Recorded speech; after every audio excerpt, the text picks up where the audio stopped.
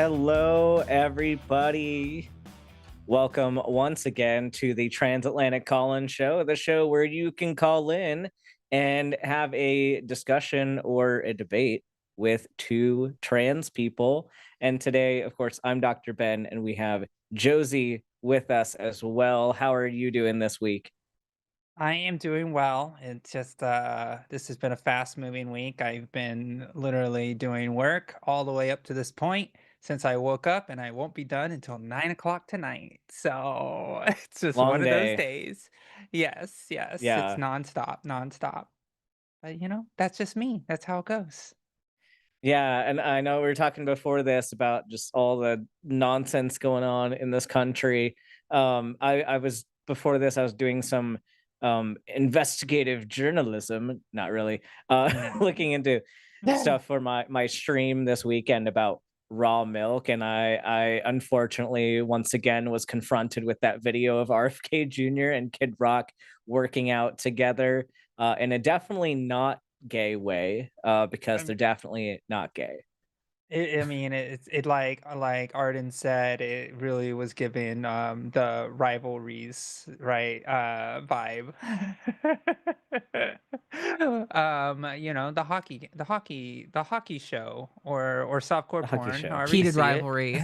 Heated rivalry, that's it. The some people call it a show, some people call it softcore porn, but whatever floats your boat, and it looks like Kid Rock and RFK are really floating something. So Yeah, it's been wild. This existence is wild at the moment. But we have lines open for people to call in. We only have a couple lines open for people who support trans rights. We leave some lines intentionally open for people to come disagree with us. So if you're out there and you think that trans people are responsible for violence, if you think that trans people shouldn't get access to healthcare, if you think trans people actually don't need any rights, call in. You can, if you're on in the continental Americas, you can use 720-619-2288. Or if you are outside, and only if you are outside the continental Americas, can you use the web link in the description? So that's where you can find that information. Um, and don't yeah. forget as well, before I get too lost in the sauce here, please send in your super chats of $5 or more. We will read them at the end of the show, and you get to vote for your favorite or maybe even least favorite if you want to go that route, host. And the person who loses the votes this week will have to defend a really, really silly position. So don't forget all of that. Let's get to last week's poll, shall we? Yes. All right. So last week we talked about this poll. Should trans men be forced to participate with women's teams in professional sports? 6% said yes, and 94% said no. And for some of the context for Josie, I don't know if you were aware of the trans man who competed in the Yeah. Olympics and that whole situation. So that's kind of in reference to that. I know a lot of the stuff was his choice to not undergo HRT or other treatments so that he could still compete at that level in the division he was already in.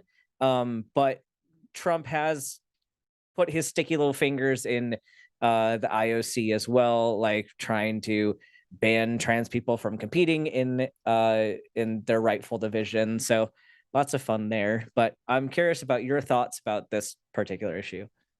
Well, yesterday I was actually in Annapolis at the capital of Maryland talking as a witness against a trans sports ban. So you can find it on there at the if you want to see me actually do some shouting, not shouting. Actually, I was very respectful, just very sharp. So definitely check that out if you'd like. It's at the Maryland in the Maryland website for the House. So it was on Senate side SB 50.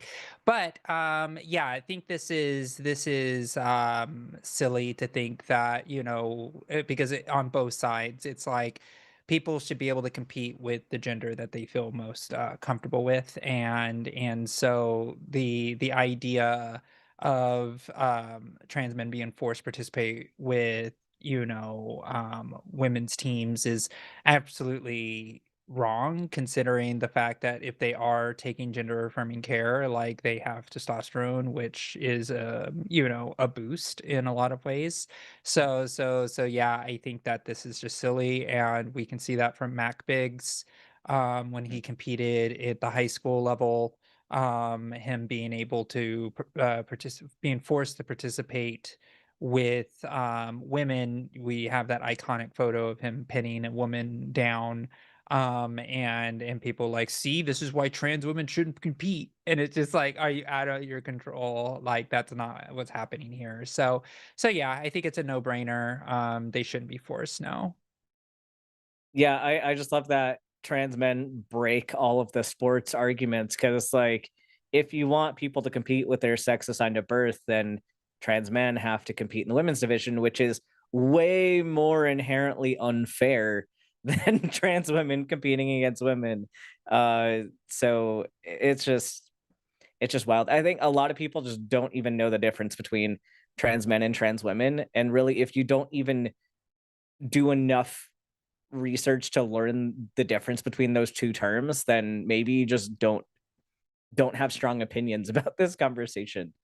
Yeah, yeah, it's out of control. I mean, even in my argument that I made at the state yesterday was essentially like, all the witnesses that spoke before were all like men and boys playing in girls sports, and I was like, definitions matter, and they keep saying men and boys, and I go, this is misleading at best and dishonest at worst. Like, this is about trans women and trans girls, which is a huge distinction between those two things, and you're confusing the voters intentionally to think that this is happening. But yeah, I don't know. It was a good testimony, but it's just really frustrating because, like, the senator who proposed the bill, she brought a tennis racket this time and talked about how her life was better because she got to play tennis at the college level on a scholarship, and that if trans women could compete in sports, then I would have lost my scholarship. And it's like, that's never happened. Not even once has that happened. Has a trans person taken a scholarship from anybody? No one has gotten a scholarship, not yet. Like, that's not happened. And the idea that she uses this as some argument is hilarious. And like, you're not even supposed to have props, but she literally brought a tennis racket. It's just like, okay, Wow. all right. Like, it's so childish. Yeah, and people out there, if you think that trans people should be forced to compete in sports according to their birth sex, or if you just think trans people shouldn't be able to compete in sports at all, call us, because we are happy to have that conversation with you. We've had that conversation, I don't know how many times now, probably hundreds of thousands of times at this point. But let's Yeah. see, the poll for this week. All right. So this week we have, do you think the Heritage Foundation will be successful in efforts to ban all gender affirming care? And I'll let you speak again first on this one, since this is more in your wheelhouse. Well, we could probably talk about it after. Let's talk about it Oh after yeah, the sorry. first Let's talk call. about it after. Yeah. Yeah. I don't want to Getting my influence with my times mixed opinion. up. Yeah, get your votes in. And we will take a Yeah. call here real quick. Let's take the Do you first have a one. preference on, okay, yeah, let's take the first one. All right, let's talk to Kyle. Him from North Carolina. You are live on the line with Ben and Josie. What would you like to talk about?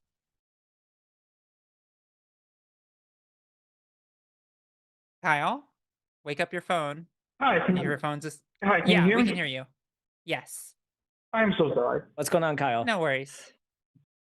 So I just wanted to call in because I understand that with trans individuals there is like discomfort in the way you feel inside versus how you feel outside, and I actually have dissociative identity disorder (DID), and so we do experience gender dysphoria, species dysphoria. I wanted to see if the experiences were similar and looking for any ways to kind of help mitigate the discomfort.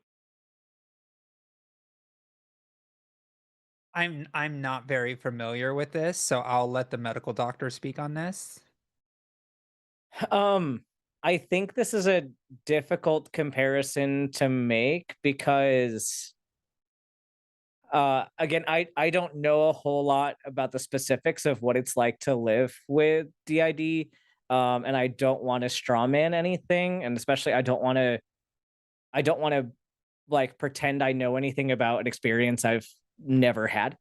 But I would think that these are different concepts because with being trans, it's not like transitioning isn't changing your identity or your sense of self. Like your sense of self is pretty consistent. It may evolve over time or like kind of fluctuate mildly, but for the most part, your identity is persistent throughout your life. And being trans, like, yeah, there's the example of being in the wrong body, but it's we're painfully aware of what our body is, but uh our concept of our identity doesn't really change. And so I think that's fundamentally different with something like DID. Um and so that's why kind of why I would hesitate to make that comparison. But I'm curious about kind of your thoughts on that, Kyle. So kind of just what I wanted to drill into was kind of more of the dysphoria thing of like Mm. how to mitigate it, how to deal with it, and if he can't draw any comparisons between the two, that is fine. I understand the reasoning, but I'm kind of just looking for help because we do deal with Okay. both gender and species dysphoria. So how would you mitigate stuff like that? Okay, that's an easier. I guess it's not a super easy question to answer, but it's definitely more doable. I think it's uh, at least for gender dysphoria, depending on who you are and kind of how you see your transition going, what you do for your dysphoria will definitely change. I know for me, kind of my main sources of dysphoria were like related to anatomical features, especially like menstruation was something for me that was really, really dysphoria inducing. So for people who have that Yeah. particular trigger, you can undergo some medical management to kind of reduce that. You can get surgeries and all that stuff. But kind of from the more like social side of things, being able to allow myself to dress the way that I want to, there are ways that you can kind of modify clothes or buy clothes that are constructed with a certain silhouette to where it may highlight different features uh, or hide certain features that you're less happy with. And so that can kind of ease dysphoria for me. But I think it's largely dependent on the person and what specifically their dysphoria is related to. Josie, do you have any thoughts? I don't. I'm always very cautious when I approach these type of topics because I have no idea what the day in and day out experience is of every individual person. And even when you're dealing with the dysphoria of it all, I would be worried that if you have this condition, I don't know if it would help in day-to-day life. So I would suggest, continuing to speak to a medical provider and, especially somebody that has experience with gender dysphoria. So you can probably ask those questions to that person that actually may And have that's some kind of experience. that's why I wanted to call in because I believe you have experience with gender dysphoria, and that's kind of what I wanted to I focus on. We're do. kind of focusing more on the DID aspect, but I wanted to focus more on the dysphoria side of things. I mean, I can express like how it is for me. Like, I have like myself, I do not have DID, so my gender dysphoria is very solid in the way that I view myself as a person. So when I dealt with my gender dysphoria and deal with it, is I got on like thrift stores, like online thrift stores like ThredUp, bought really clothing that I affirmed myself, let my hair grow out, like experimented with makeup, changed my, I shaved my legs, those things, but those were all very specific femme related things that I was experimenting with myself. Excuse me. So for me, it was very along the lines of just experimentation till I felt good with myself and my own appearance for myself. I also I got gender affirming care, so I did hormone therapies. I've even gotten some surgical intervention that was all informed by a medical provider and a psychologist, so I could get the proper care through the standards of care that I was able to receive, and kind of just took it day by day. So those are the type of things that I dealt with when I alleviated a lot of my gender dysphoria, including changing my name, or Josie wasn't the first name that I landed on, right? It didn't feel like the one that I wanted. Pronouns, having a close group of friends that use she, her pronouns. I even went through a phase where I used they, them pronouns and found out that didn't fit me, and it was she, her pronouns that fit me. So a lot of it is experimentation and figuring out, what makes you feel the most comfortable, and finding a group of people that help you find comfort in that. That's how I dealt with it. But I also did have medical providers, and I had other trans people I talked to, but really at the end of the day it was medical providers and focus, not focus groups, but community groups that had counselors like in the circle that understood how to communicate to people in a group setting like that, that helped me in a very clinical and also very safe setting for me to explore those ideas and thoughts. So just to kind of help boil down is, without needing to go through the surgery, because obviously that wouldn't work in my case, you're saying lean into the social aspect, the clothing aspect, things of that nature. And is it Yeah. okay if I address something that's going on in chat? I mean, chat is Mm, also, don't listen to them. We don't even look at chat very often sometimes when yeah. we're in these calls, because we're trying to communicate with you. Chat is there Okay. to there, yeah. Because We just focus Yeah. on talking to us.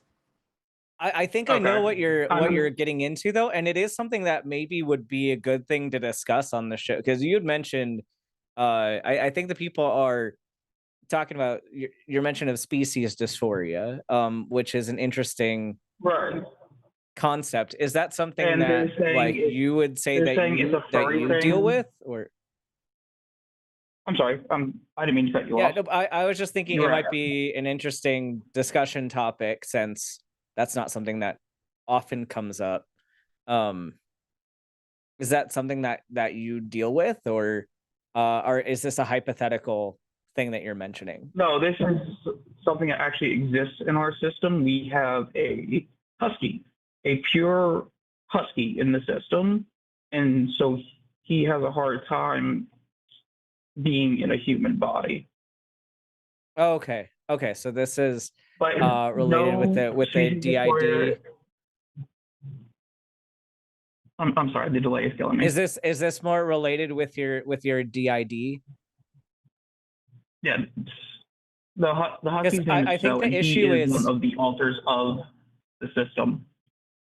well, Kyle, I just think I think where maybe chat's having an issue is that you're drawing too much of a comparison between like trans people and gender dysphoria and your DID, and I want to validate both of these. Like, they're both very important things to discuss and work through.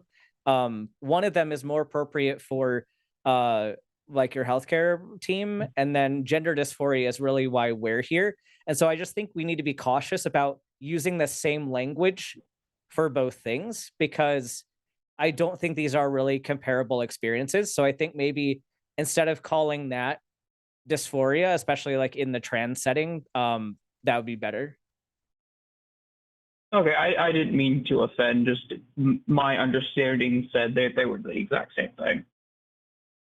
Yeah, no, I get that. I just want to make sure that we're not, like Josie was hinting at too. I don't want to overstep any of your mental health professionals and kind of what they're working with you on as far as the DID.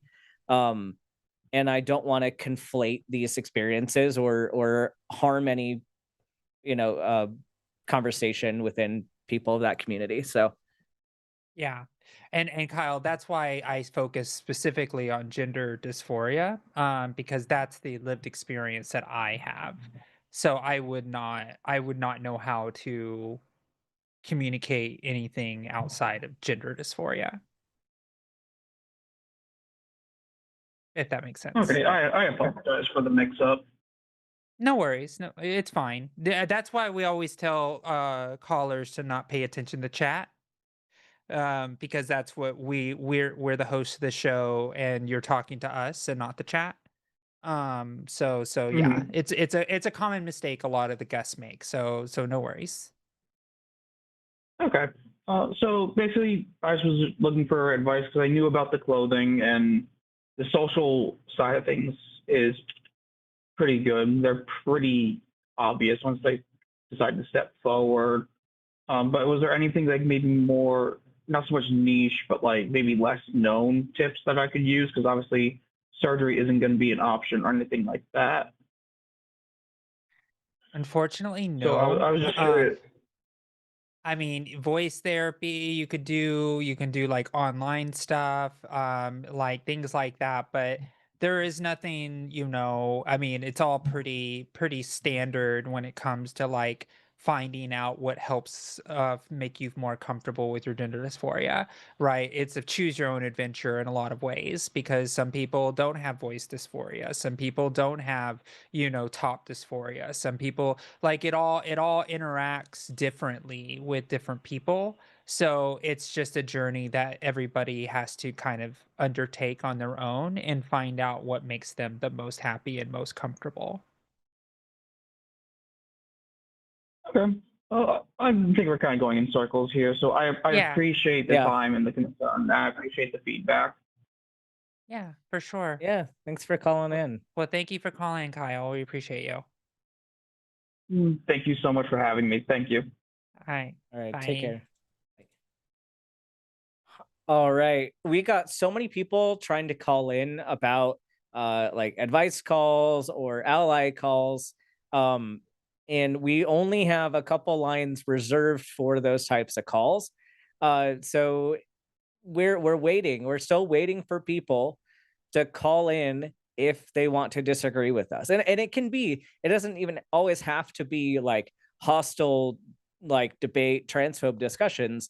Like if you're trans and you have a hot take on something related to trans rights, like if you I personally know some people who are trans that don't believe that are trans medicalists. And so if you have views like that, if you're trans and have a controversial opinion, call in because we'd like to talk with you too about that.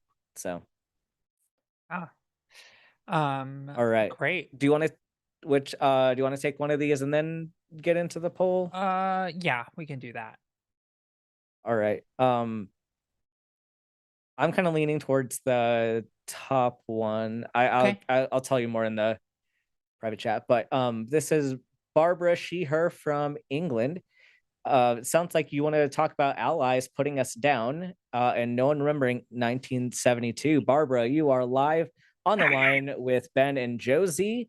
What you got for us? Hi. Sorry, I've got a bit of a cold. Uh, No problem. Hi, Ben. Hi, Josie. Hi, Ben. Hi.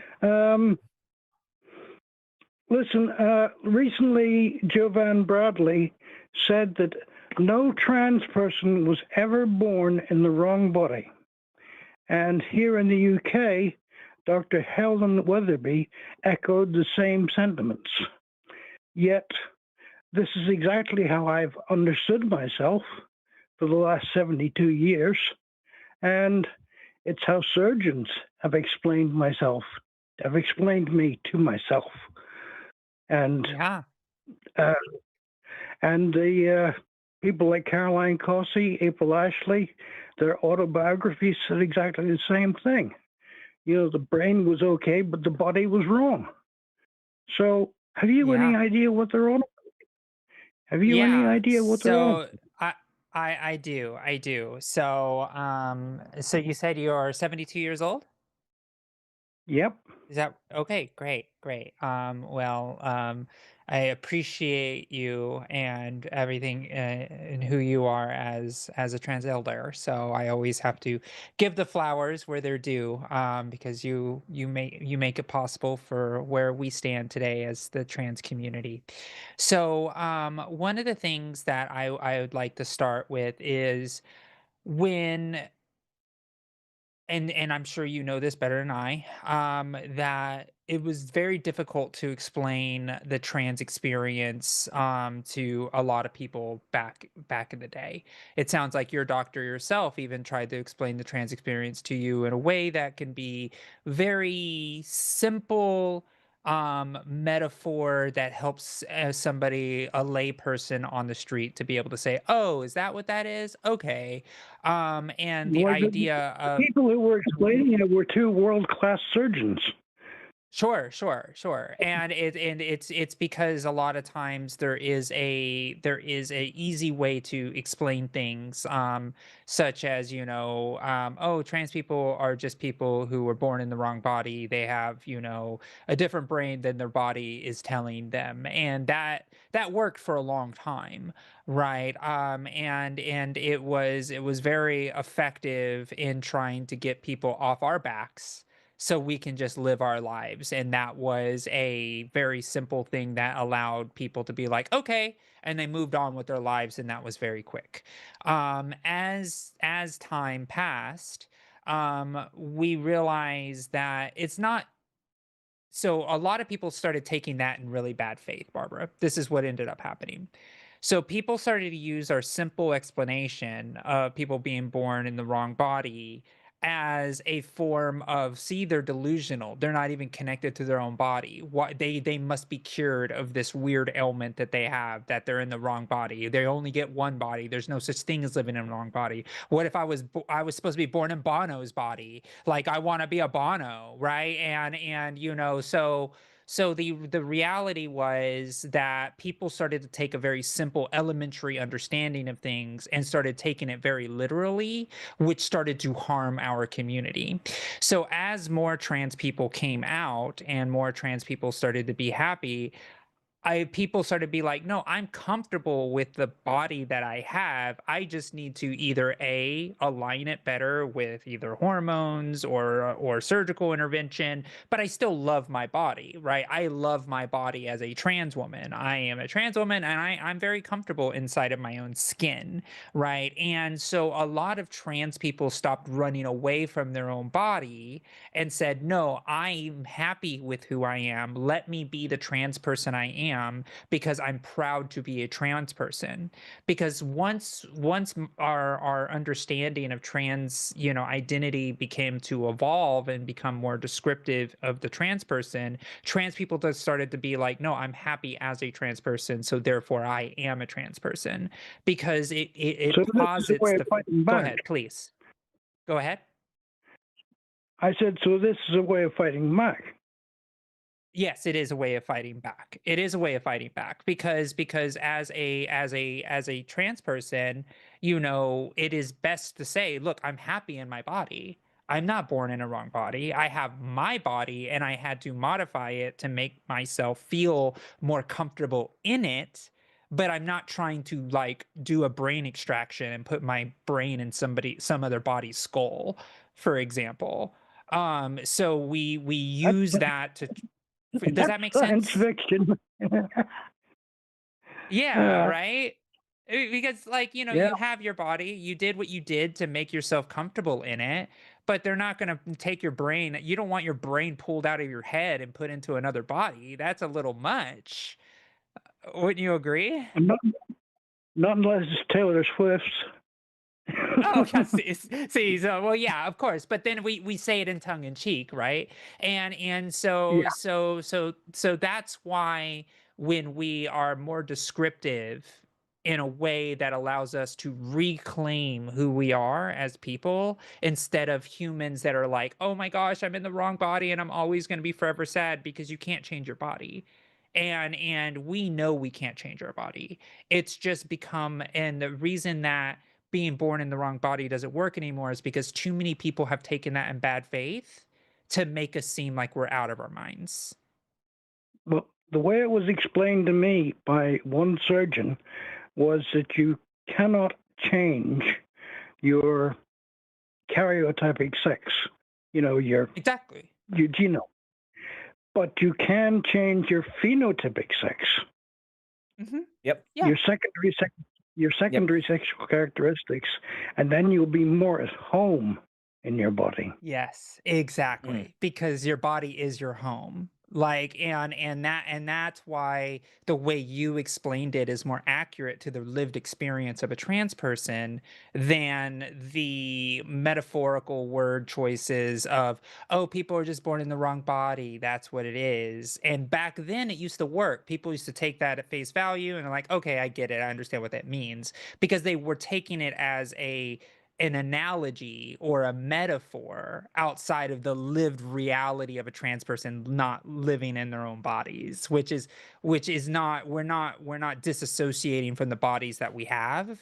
We're just aligning them to a place that you said we feel more at home in. Yeah. The Does other that thing make I wanted sense? to ask about was the way back in 1972, there were very few peer-reviewed magazines. And there was an experiment done by Cambridge University on pre-verbal children. And rather than publishing it, they put it on television on a science program called Don't Ask Me, done by Yorkshire Television. And the segment was presented by Dr. Miriam Stoppard. And what they discovered was that these children, only months old, were able to identify by movement alone members of their own sex and copy them. And the researchers came to the conclusion that we are all, as a process of early learning, we are all born with a gender orientation, which tells us which gender to look at and which gender to copy. And on top of that, throughout the rest of our life, we build our gender identity. Yep. I mean, that sounds reasonable. Yeah, that sounds reasonable to me. That just seems to be forgotten. You've got people like Forrest, who's a wonderful man, but he keeps on going around saying that everything is a social construct, which means the choice. If I could have chosen something different, social construct isn't choice. Hold on, social construct doesn't mean that it's a choice, because we also have to remember that things like race are also social constructs, and it oftentimes is something that society puts upon you. Like it's a construct in that it's not a physical thing, but it is very much real within the culture that we're looking at. Like gender, a lot of what gender is in society is kind of forced upon you. And so I think you have choice in how you're going to express yourself. I don't think gender identity or gender in general is a choice. And I say this, Barbara, we did not create the social construction. We just live in it. Right? We don't have the opportunity to change that. I get it. I get it when it's put that way. I get it when it's put that way. Yeah, Thank you, that's Josie. essentially it. Yeah, no worries. That has been like a road to Damascus moment for me. Yeah, Really, absolutely. Oh, yeah. I think everything has been dealt with. I don't know how to look into the 1972 thing. I've checked with Yorkshire Television. I got ghosted. I checked with Dr. Miriam Stoppard. I got ghosted. I checked with Cambridge University. I got ghosted. But then, who am I? I'm just a little old Yeah. lady on the street sending them letters. Uh-huh. Maybe if somebody with a little bit of clout behind them asked them, you might get somewhere. Yeah. Well, I will say this: there is an actual issue worldwide of the fact that a lot of the media that existed back then has been destroyed. I mean, there wasn't Oh, digital, right? Like it's hard to find that type of stuff. Like there was actually a really interesting case where there was a older woman and she ended up passing away, but she recorded the TV for years and years and years and years. So much so that they took all of the video cassettes that she did and archived them and re-digitalized them because it was the only known record of the airing of whatever she recorded. And so it is an issue, and it may just no longer exist, unfortunately, because the time of now versus the 1970s was a very different time on how we used to maintain and keep data records, because everything used to be physical yeah. copies, It right? was So all on analog videotape, so. that's right. That's right. So who knows? They may not have a vault that has everything that they had, Mm. because that was super costly to think about. Keeping a vault of all of the media that's been done since the 1970s is a very tall order, especially if media companies change hands a bunch of times. That even makes it even more different, like as far as how they're keeping their records and archives of media. It's actually very fascinating, a very fascinating topic. I'm very familiar with this problem, Josie, as a Doctor Who fan, because Yeah. a lot of the old Doctor Who fan shows, because videotape was so expensive, they just recorded over the top of shows. Yep, that's They right. did a show one week, and then they used the same tape next week to do the next show. So Exactly. the shows were lost forever. Forever. So that could be part of it. I'm not saying that is the problem. I'm just saying it could be one of the problems. It could be a lot of problems. I just hope Yeah. that somebody with more clout than me would get a little bit further. Yeah, for sure. Well, here my fingers crossed are for you, for trying to find some of that old archive footage. Yep. And the only other thing I want to say before I go, and thank you very much for answering my question thoroughly, Yes. to both you and Dr. Ben, and to Arden, who's not there, and to Oh, she Lux, can who's hear not us. there, She's producing. Yeah, she's and producer today. everybody in chat, that I'm a council tenant. And whenever my housemate died, the council said, oops, oh, my phone. Oh, are you still there? Oh. I think your Yeah, phone I'm went to still sleep. here. Right. Okay, go ahead. Whenever my housemate died, the council said, well, you're elderly, you're infirm, we want you to move to sheltered accommodation. Because we No. can't, as landlords, we can't keep up our duty of care to you here. So they shifted me to the other side of Reading, to Winnerish, and I didn't know anybody here. I was so lonely. Aw. But I got broadband installed, and I discovered TACIS, and the people in the chat, and they know who they are. They welcomed me with open arms, and that sisterhood, that Aw. camaraderie, that saved my life. Aw. Thank you for sharing that, Thank Barbara. you for telling us.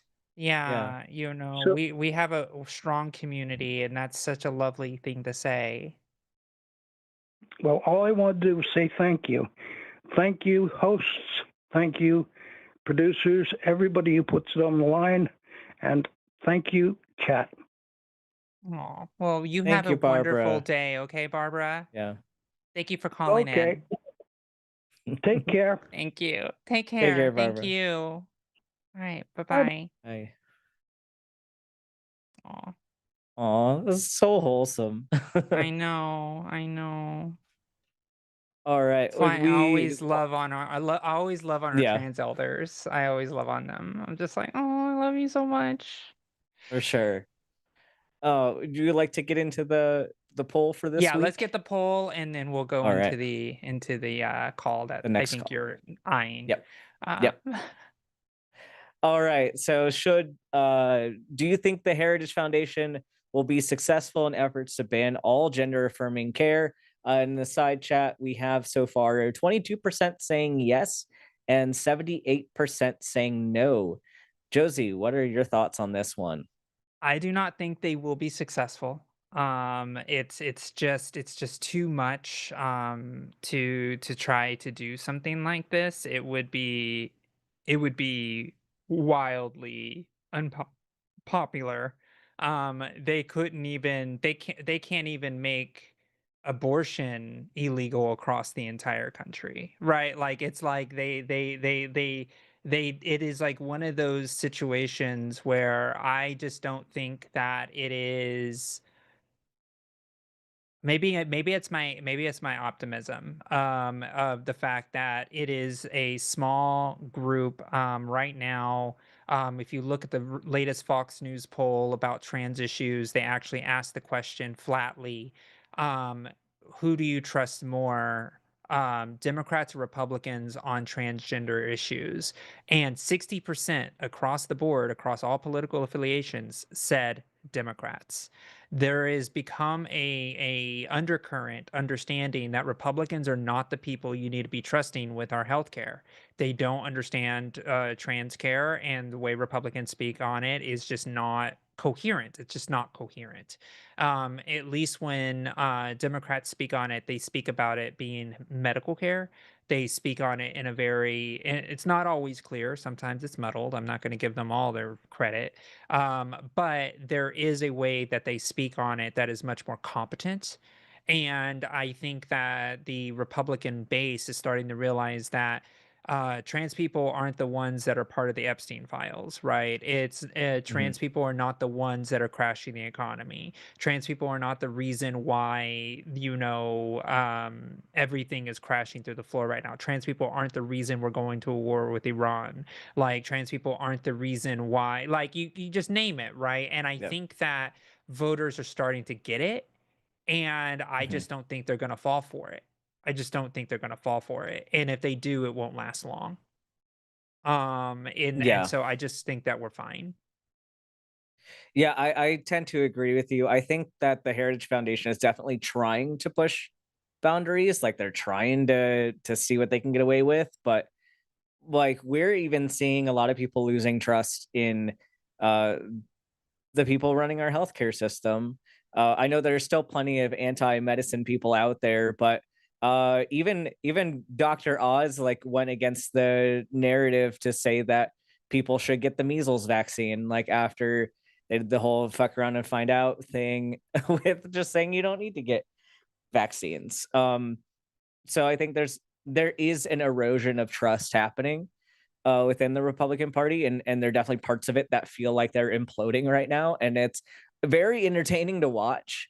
Um, and hopefully, like I'm not saying that these were good things by any means. Like I don't think that measles returning is good. I don't think that most things that have come from this administration are good, but I think that with how badly they're going, I think that's what's helping some people kind of shake themselves from this narrative. And I think we're finally seeing the consequences of what happens when when you let this kind of rhetoric kind of stew beneath the surface for decades.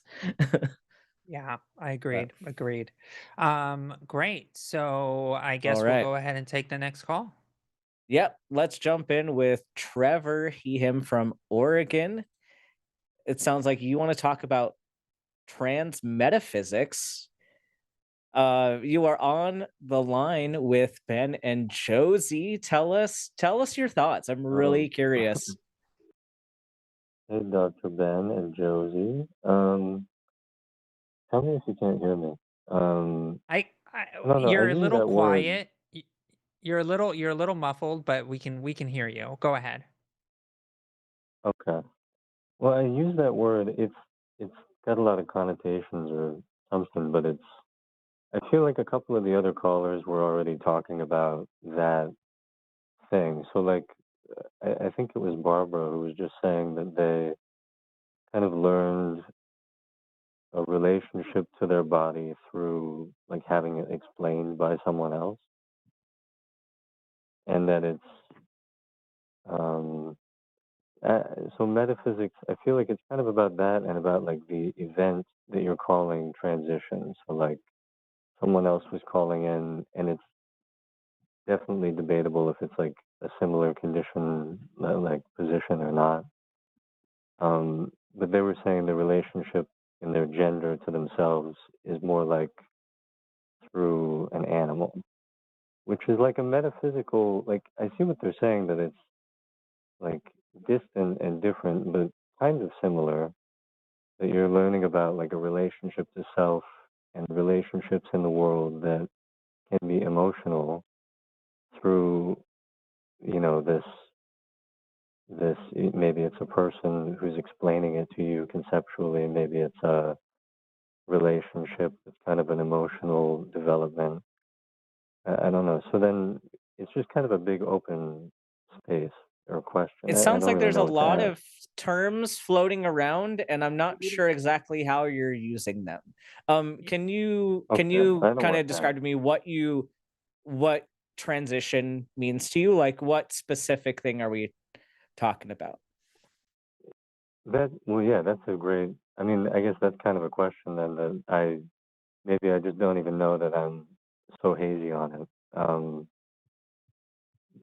Because I mean, it seems like it's so like gender. I'm just a cis het, like straight guy, so I don't really. I'm just using words here, but it sounds like gender is about relationship to self, and transition is about like changing in one event, or maybe kind of in one event recognizing that there's always been a difference between, Yeah, so I think let's the narrow this down expressed even self more, and because I the. get you're wanting to get into some philosophy here. But our show is specifically about gender transition. So I kind of want to Yeah. leave out some of the extra fluff, because that way we're going to get too broad and we're not going to be talking on the same page. So are there any Okay. questions you have specifically about gender transition, and whether it's questions about the trans experience, or what does it mean to transition? Like what do you specifically want to discuss about gender transition? Um, I mean, I guess I'd be interested in like a lot of things about it.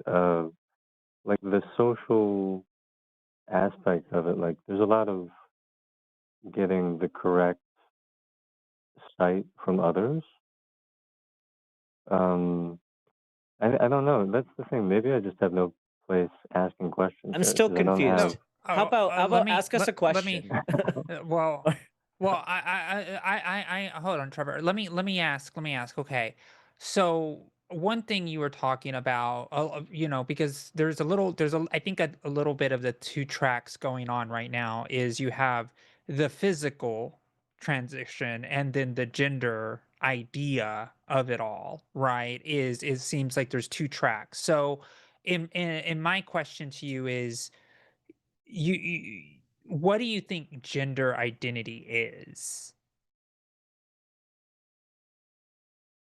um, I don't know. I think it's different for different people. I think it's almost like some people, like it's an expressive thing, the gender identity, and It some can people be. experiment It, with that expression, yes, and but then some people don't experiment with it. gender identity and gender expression are two different things, right? So like a tomboy, right, would be a person who identifies as a woman but has a masculine expression. Right. So gender and expression are two Okay. different things. So I'm talking about the identity. So you said that you Oh. identify as a straight cis man, right? Is that what you said? Yeah. Okay. So my question to you, Anne, is what is a man to you as Trevor the man? I don't know. I think it's kind of complicated because it's somewhat, how I stand juxtaposed to women, like how I feel in relation to them. But then Sure. I guess it's also So not that. Like, exactly. hmm. So the idea and the reason and look, it's not a trick question, right? This is a very good example of why I ask these That's cool though. questions because you what it sounds like to me, you're just a man, right? You can't explain why you're a man, but you're a man, right? Yeah. So that is the identity of it all. It's hard to explain why you are something.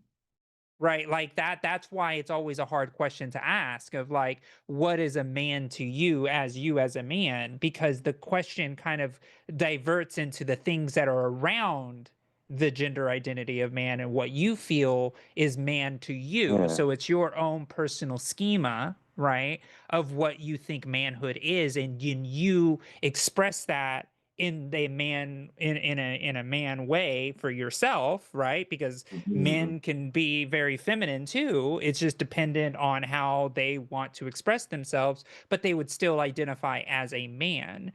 So I think that is why it's always a very tricky concept to be able to be like, gender identity is a thing, right? And but it's hard to try to put your finger on what it is. That's why when, people who call in bad faith, for example, are like, what is a woman, right? And it's like, well, a woman is a person who identifies as a woman because there is no what to it. It's just a person that is a woman.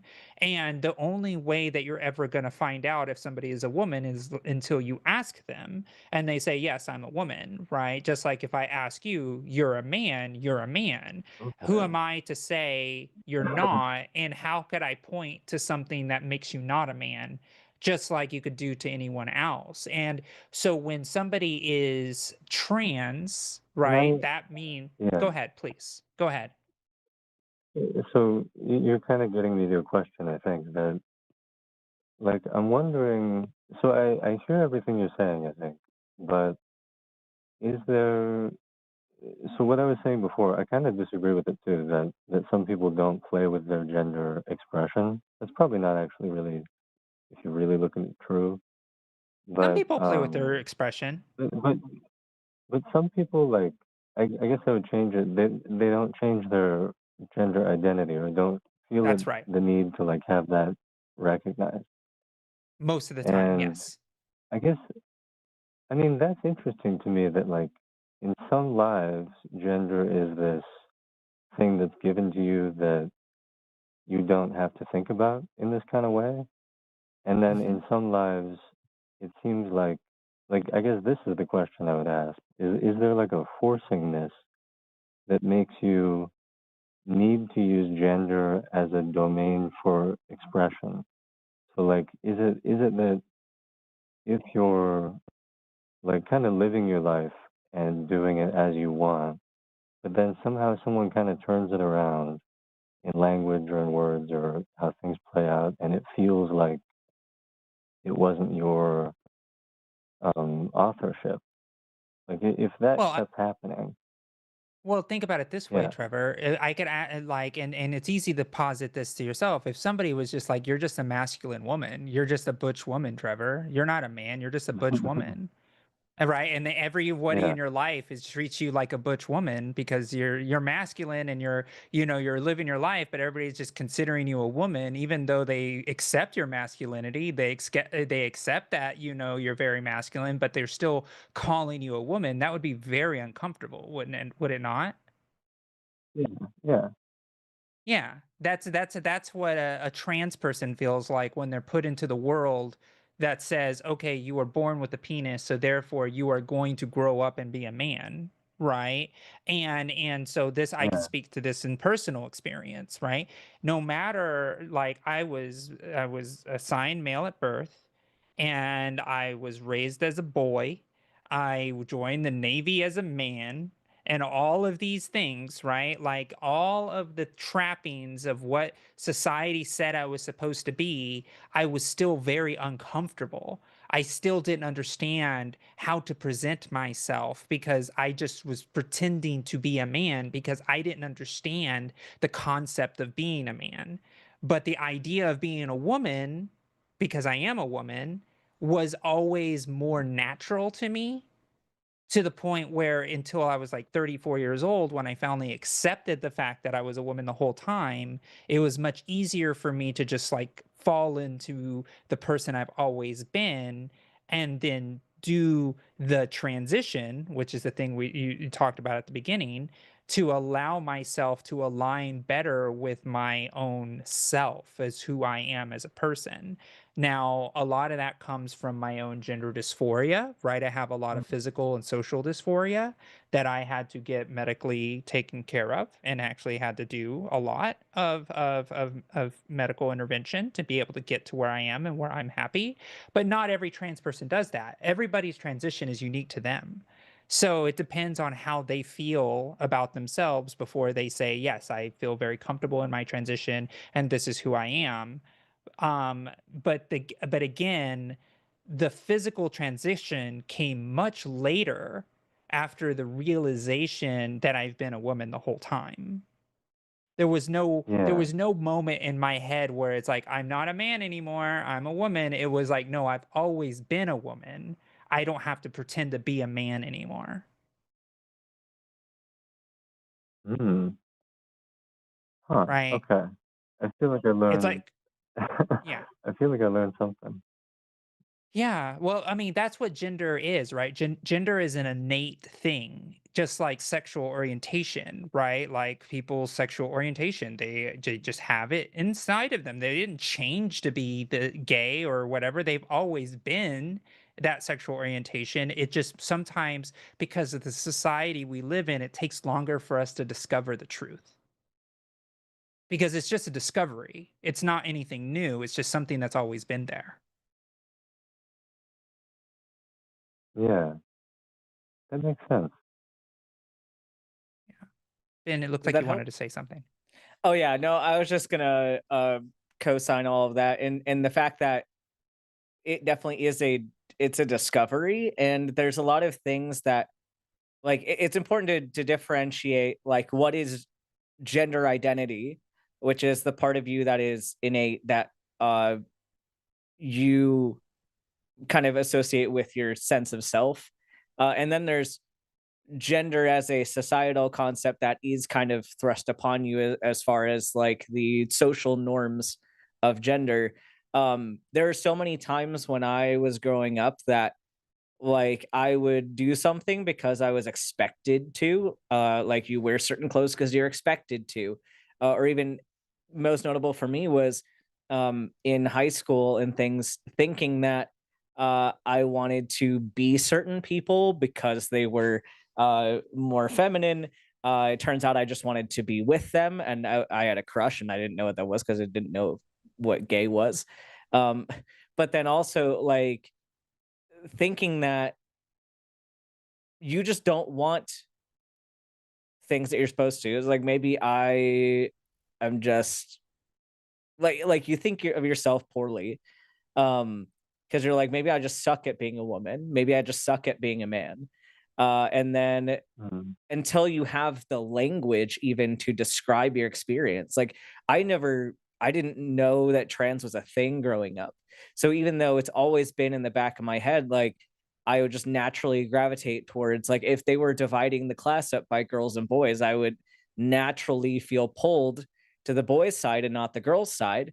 And didn't know exactly why. I thought I was a tomboy, but I just because I didn't have the words to describe what trans was. So I definitely think it's something that like you always have. You just don't know that it applies to you until later for a lot of people, or even early. There are some kids that find out that they're trans at very, very young ages. But not everybody has the words to describe that for themselves at that time. Yeah. Wow. That you guys gave me a lot to think about. It was Right. interesting. Yeah. Well, I really appreciate you listening, and that's why I wanted to ask a few questions because gender can be incredibly complex, especially when you are cis, right? Where your sex assigned at birth matches the gender that you're assigned, right? That you don't have to think about it, so therefore it can be very Yeah, foreign, because it's like, why do you have to think about being the thing that you are? And it's because you just happen to fall in line with most of the people on the planet that has an understanding that, yeah, this is who I am. You don't have to think about it. And a lot of times I think that's where a lot of the transphobia of the world comes from. Of like, it's so it's such a foreign concept that it has to be wrong. Right, and that's where a lot of people kind of go astray, is like, well, I would never think about being a woman. So the people who are thinking about being a woman, there's got to be something wrong with them. And instead of understanding that not everybody is born exactly the way that they were, and it's like one of the things, it's like you hit the genetic lottery where you were able to be the person you were posited on the planet, that the rest of the world sees as quote unquote normal, right? And then it allows people to kind of go through the world blindly and not think about the lived experience of other humans that don't feel that way.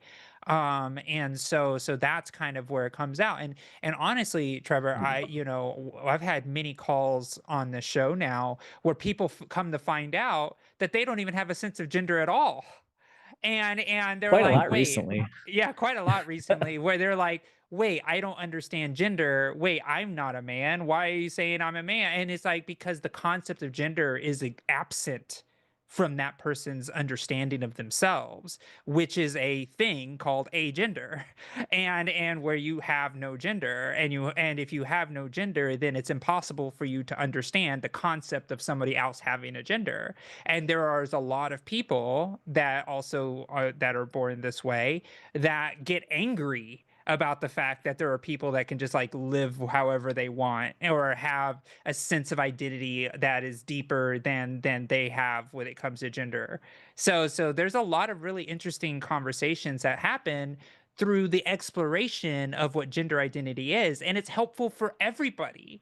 That's why I think it should be taught about the discovery of this is how people show up in the world, and it allows people to think about it in a way that is much more gratifying to humanity, rather than you either fit in this box or you don't. And if you don't fit in this box, you're a problem. And so being more inclusive and expansive on how we communicate to each other is always better. yeah, I think you're right. The only thing that jumped out to me to say earlier was that that person, I think it was Barbara, was saying that they had this experience of learning about themselves through, these doctors. And I'm sure that can just be part of the process, and then you can have a rich life that Yep. comes, and you kind of learn about yourself through that. And I'm sure that's actually what's Yep. happening. But Yep. Exactly. um, it just seems like so much of transness is like, if you if you make it explicit, then you can kind of just be in this conversation with the world, and maybe it's unfair, and maybe it's uh, complex and like frustrating, but you're in the conversation, and you're not just um, I don't know how it feels to be, pre-transition, and you're just kind of always thinking about it and not doing it. But I Yeah. think you guys have answered Yeah. my curiosity. Yeah. Yeah. Well, Thanks for calling glad in. we had a good conversation. Thank you, Trevor. All right. Yeah, Have a great rest of thank your you. day, Bye. Trevor. Bye Bye. bye. You too. That was All good. right. I like exploratory calls, some like that. Yeah. Sometimes, and sometimes things come out muddled at the beginning because people just actually have no way to start the conversation, because it may be the first Mhm. conversation that people actually have Yeah. about gender identity and what the nuances are. And so for me, it's like sometimes it's good just to kind of like start a grounding point. Mhm. and just like move forward into the conversation and just have a nice conversation of self-discovery and understanding about oneself. Yeah, it's definitely a good time. I noticed there were some comments in the There was side some chat about comments. the analogy of being in the wrong body, somebody defending that. If you want to defend that analogy or defend continued use of that as an argument, call in because I'd love to talk about that with you. There was also somebody else that said that gender identity is taught at a young age. And I'm just like that I was like, it's not innate. I'm just like, all right, person, call in. Tell me why Yeah, gender call identity in. is not innate, and not already baked inside of us. Yeah. Without it being changed. And All right. I just wanna alert the chat that I'm gonna have to step away for like 30 minutes and 25 minutes. I will be stepping back. Something came up, and I will be coming back. So you'll have Dr. Ben's full face. I know, I'm so sorry, chat, that Yeah. that's the way it's gonna be. Um, But that's a great time for when Josie's out for a little bit, if people want to call in about like medical specific things, not specific to you. Like I'm not going to give you individual medical advice, but if you have a general medical question about trans healthcare and that kind of stuff, that'll be a great time to address some of those calls. Um, would you like to talk to the next one? yeah, let's go ahead and go into it. All right, let's talk to Spectra, she, her from New York. Spectra, you are live on the line with Ben and Josie. I know I talked to you last week, but what would you like to Yeah. talk about today? Hi, Dr. Ben Josie. I was gonna come to that. Sorry, I heard. Can you guys hear me clearly, just to be sure? Yeah, Um. I A can hear little you. soft, So but I can hear okay, you. I was going through the recordings for last week, and I realized I was more self-centered. So I'm sorry about that. I wanted to talk about basically internalized transphobia, or basically like what happens is, like, I came out socially like since last 1.5 week, and I told my colleagues and some friends, and especially cis women, like they have been really supportive of my transition. I have been That's posting great. a lot. Yeah, thank you. So I've been posting a lot of pictures on a new Instagram account I created recently, because there are a lot of people I haven't told yet. I don't want to tell them yet, but like just with closer friends, uh, and I've been posting pictures and all. But then at the same time, I feel a bit guilty, maybe because of the turf talking points. So it's like I have a lot of friends, and they're affirming, and like I affirm them as well, especially some of the trans friends I have. But then, like, sometimes I feel like, am I doing it right? Or like, am I taking away because I don't want to take away? I know I don't, but like, how do I assure myself, like, I'm doing the right thing and not taking away anything from anyone, especially cis women? Yeah, Spectra, that's a thought. A lot of people struggle with imposter syndrome and internalized transphobia, like you're saying. Um, and it's important. I just want to say one thing because it looked like Josie also has some thoughts. But the things that you're telling yourself, are those things that you would say about any other trans person that you know? Definitely not. Definitely not. So I don't want to hear you saying those things about yourself, because if those people are valid, if they get to be valid, um, then you also are in that same position. There's no reason why you should treat yourself any worse than you're treating other trans people. Unless I, people in side chat, if you're a transphobe and you're not calling in, uh, anyway, sorry about that tangent. No, but you are uh, definitely should be treating yourself better than saying those things. Yeah.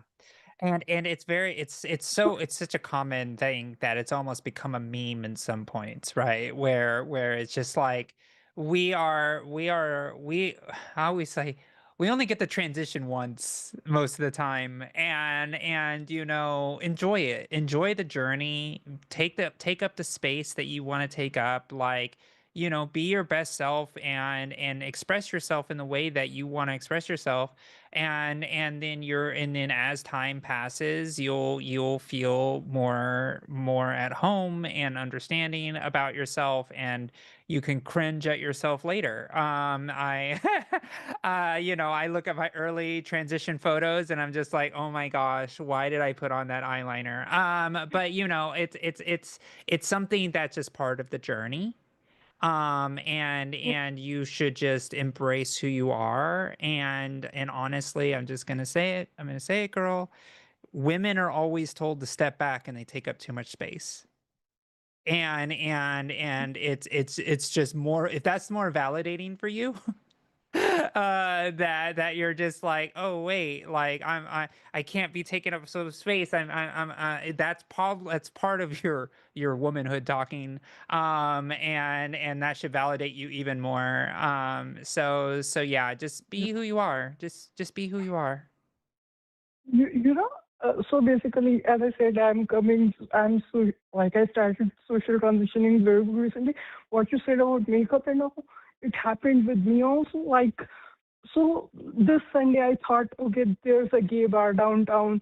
So I was like, okay, because it's not New York City, it's upstate. So like, so there's like one gay bar in the entire downtown of the small city I live in. And it's like, okay, let's go to that gay bar. And then I got ready and all. But then I looked at my pictures and suddenly my dysphoria hit me so much. Like, I, I was like, let me get into my bed. And like I posted on Instagram, like, oh, my cis LI friends, like, they're so good. So one of my cis LI, so she was like you dressed up, you did your makeup. So she was like, that's a good thing. And like she said, next time you can be more confident to go. But she was like, she was proud of me and stuff like that. So it Yeah. really validated me. And so I was like, okay, let's go for a walk. Let's go. Okay, let's not go to the gay bar. Let's not go to the downtown, but let's walk to the nearest diner, which is like 10 minutes walk away. So I was like, let's go to the nearest diner. And I was like, okay. I went there, clicked a few pictures, ordered some pizza, and like, it felt much better after that. Uh, and like, Yeah. I was looking at my picture and I was like, wow, why am I using too much power? Because I don't know. I saw some tutorial. I put on some makeup and I was like, yeah, I think that's too much foundation. And Yeah. I was like, because Yeah. Yeah. here's the thing. I did not have my facial laser treatment, and facial hair give me so much dysphoria. And then I try to use foundation to hide my facial hair. And when I do that, I think I end up applying too much foundation. And I was like, okay, I need to get it done.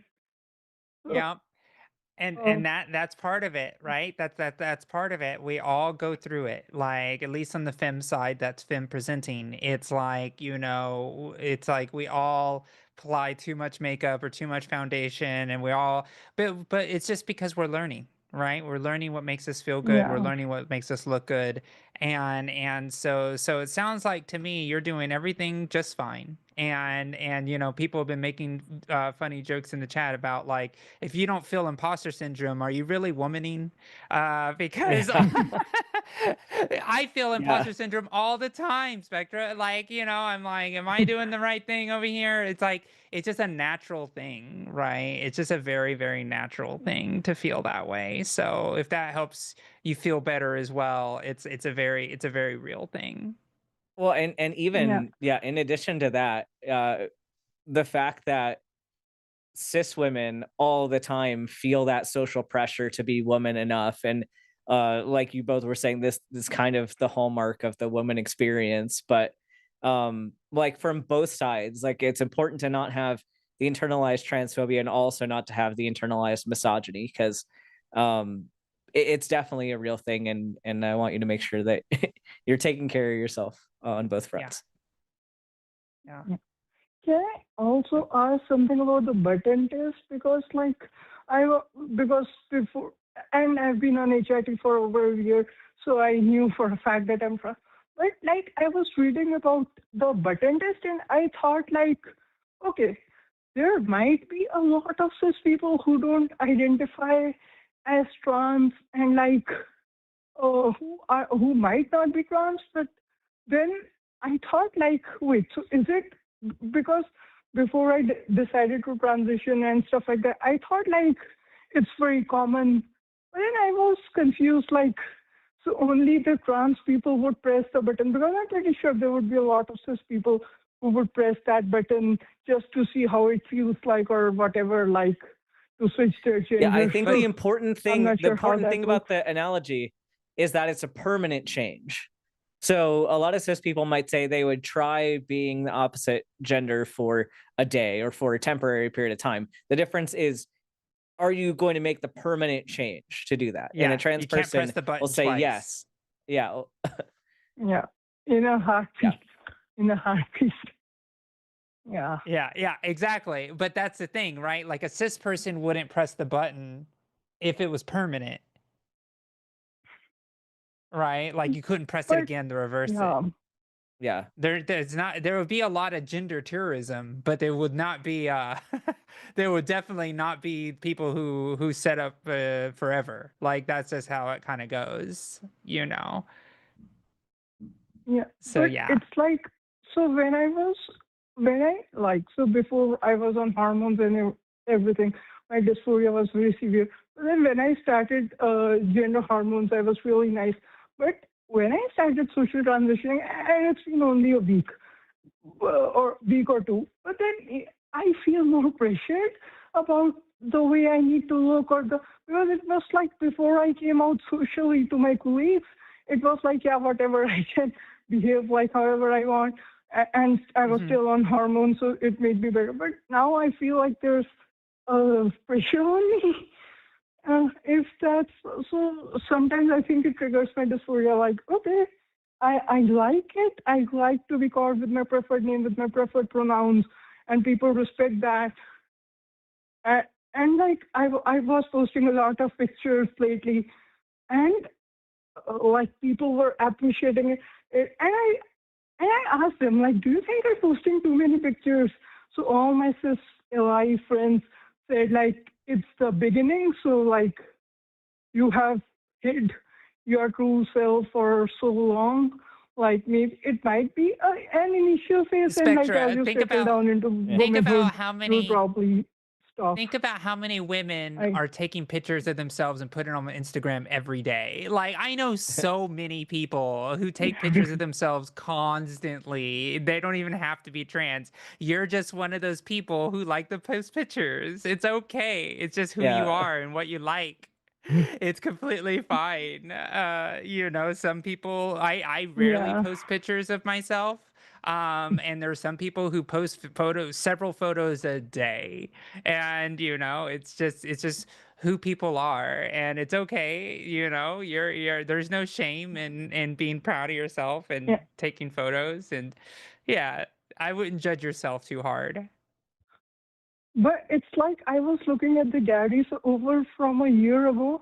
I had like a sea of work-related pictures, and I would scroll for months, like from, let's say, from May of 2024 till October of 2024, with only a handful of my own pictures and a sea of work-related pictures.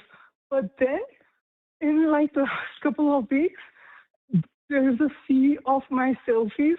I have to find hard to find the work-related picture in a sea of my selfies and stuff. So like that's something I've been like finding great. Like because just clicking a picture would give me so much dysphoria that I wouldn't click my own picture at all. Like even if I'm going some, like if I go out for a long drive, I click the pictures of like mountains and stuff like that, but not my own selfie. Like just the mountains or just the lake. Yeah. But see, this is where you have to remember moments like this, because you called in about internalized transphobia and imposter syndrome, and girl, you're talking about you went from being a person who hated being in pictures because you hated the way you felt and you hated the way you looked, and then even just within like a week or two of starting HRT, and you're already loving yourself, loving your body, loving to share with Yeah. everyone. Like, I think that like, even if I didn't know uh like more of the conversations we've had previously, like that sounds like a pretty significant change, and it sounds like you're Yeah. Yeah. trans. It sounds like it'd be very hard to Yeah. invalidate the fact that you're trans, Spectra. Yeah. I'm just going out I've on been a on limb there. HRT for over a year. It's just the social Yeah. transitioning, like the social Oh, okay, aspect of gotcha. clothing, I've been over Of HRT for course. But over. either way, That's a great thing you about started Planned one aspect Parenthood of that that you can transition. start with, You started that one aspect right? of the transition like Yeah. super recently, and like it seemed like that was a light switch turned on. Yeah. And I'm Yeah. so happy for you, Spectra. It Yeah. sounds like things are going well for you. But just like hold on to those moments. Yeah. Hold on to the times that you Thank remind you. yourself how happy you are. Yeah. Yeah. Because like at this Yeah. point too, like social validation or like feeling like you're good enough to be part of a group is so much more meaningless like in comparison Yeah. to like, but I'm so much happier, my quality of Yeah. life is so much better, and like that's really what matters at the end of the day, right? So hold Yeah. on to that. Yeah. Yeah. But exactly, Yeah, Dr. Oh, sorry. I'm not looking at this screen. Like, I'm just you're hearing good. the I think that's audio. a good But place for us to kind of leave off, yeah, because I think yeah, we got to yeah. the Sorry. Can highlight I right say here. one small thing before I leave? Sure. Sure. Like, however, what you said about the selfies is so great, but it's just that sometimes, despite sometimes, like in some of the pictures, I see like feminine face and like, oh, it's so great. But then in some other pictures, I'm like, I look so a bit masculine, and I'm like, okay, let's give it some time. Maybe I'll get better Every girl feels with that about their time. photos. Some girls love their photos, and then there's like, oh, I hate that photo, I'm deleting it. Like that is the most common thing I think I've ever heard. There's like, Yeah. like look cute, might delete later, and then they delete it because it wasn't actually cute enough. And Yeah. Yeah. oh my Yeah. gosh, I love how giddy you are about this, though. It brings me joy. I'm happy. I find joy in your joy. Yeah. Thank I you so do. much. Thank Yeah, you. Thanks for yeah, having me. Have yeah, a great Yeah. week. Thanks absolutely. for calling in. You Thank you. too. All right, Bye. bye-bye. Bye, Spectra. Bye. Bye. Oh All my right. I gosh, know we she was only like have a she has so much yeah. energy. It's like as soon as she started getting into like what she loves about being herself, she's just like, it's just like it's just like, yeah. I think you're a girl. Like I Yeah, it's like that. It's like that thing with, oh, how do I know I'm trans? Like, doesn't everybody want to just change their gender and never go back? And like, no, honey, those are not cis thoughts. yeah, You are yeah, yeah. trans. Oh my gosh. Yeah, yeah, yeah, yeah. Oh my gosh. It's like, doesn't everybody just love dress go spinny? Like, it's like, no, no, that's and not. and that's where too, like, if you really want to be like, if you want to feel the contrast and further affirm your gender identity, talk to somebody of a different gender identity who's also trans, and you can feed off of each other's differences in that, because I found so much joy in talking with trans women, and it validates me because it's like, oh, you love all the things that I hate, good for you, I'm so happy you like those things, take them, I don't want them anymore. And then trans women don't have to feel like they're competing with me for anything. Like, yeah, no, I will happily call you I the will prettiest girl in the room because I don't want that title, please don't. the same. I feel that way about like hair growth. Then when trans men are like, "Oh, my hair is all growing," I was like, "That sounds fucking horrifying. I hate that part." Yeah. Like, it's like, yeah, no. And then I was like, "Oh, my boob growth," and you're like, "No, no, dear God, no." Yeah. Yeah, so that's a great thing too, like for people just needing a little bit of that validation. Like find a buddy who's also trans but differently trans, and share the things you like and don't like, because you'll probably find, oh yeah, no, I'm actually not a woman, or I'm not a man, or I'm not either. Yeah, absolutely. Oh my gosh. Well, if you haven't liked and subscribed, make sure you Yes. do that. It's very important that Yes. you do that. We are nearly at 200,000 subscribers on the line. And like the line is becoming like a public good. Like we raise money. Like we raised like 10 grand for IRC the other day. And then there and we also have fun doing it. So if you see us fundraising for something like and I'm not even talking about myself, like when we're all together fundraising for like a cause, it is an absolute good time. And you can see us act like absolute fools as we try to cutthroat each other in the game. What game did we play last at the IRC? It's Imposter. We played Imposter. That was fun. We did that. And so also make sure that you join the Discord. I know we had Barbara on earlier talking about community. If you see people with that put a white bingo dot in the chat, that means that they're playing bingo. And if you don't know what that white dot is, then join the Discord and be part of the Cool Kid Club, so Yeah. you could see what's going down as they poke fun at us, the host, for making things entertaining. It's always a good time, and I bet me mentioning bingo is probably going to be somebody's bingo square. I'm just waiting for Oh. the moment. It usually happens. It usually happens. Like every Yeah. time I say anything about the bingo that's played in the Discord, like a white dot shows up in the chat. But looks like that may not be the case. Maybe that wasn't made into a square. Yeah. And also make sure that you join the Patreon. We have LineCon that happens periodically, where you get exclusive content and time and debates with the host, which is always fun, a fun time as well. And we also have merch. You can get your own very own Zerba merch, which is a lot of fun to be able to get, the unofficial mascot. And I will say this, you can also donate to my campaign. I'm just gonna go and throw that out Yes. there, you know, Yeah. because Donate we're to Josie on the campaign side, and then vote Team Ben, hashtag Team Ben, in the side chat here. So we both feel included, right? yeah, yeah. That's how that works, right? Yeah, exactly. Oh, I see the white dot. Yes, host mentioning bingo on screen is a bingo's dot for somebody. So you're welcome, Jim Nick, and for making that happen for you. Yes. So I am going to jump off for approximately 30 minutes. Maybe I might be back Cool. sooner. Okay. I apologize that I have to jump off, but a very important thing jumped into my calendar that I could not move. So I will be right back. All right. It's me. Sorry, I did it too fast. It's just me on the show now. It's my show. I am both Dr. Ben and Josie at the same time. Look at that. I am wearing both names. So I could say some funny things in the name of both Dr. Ben and Josie.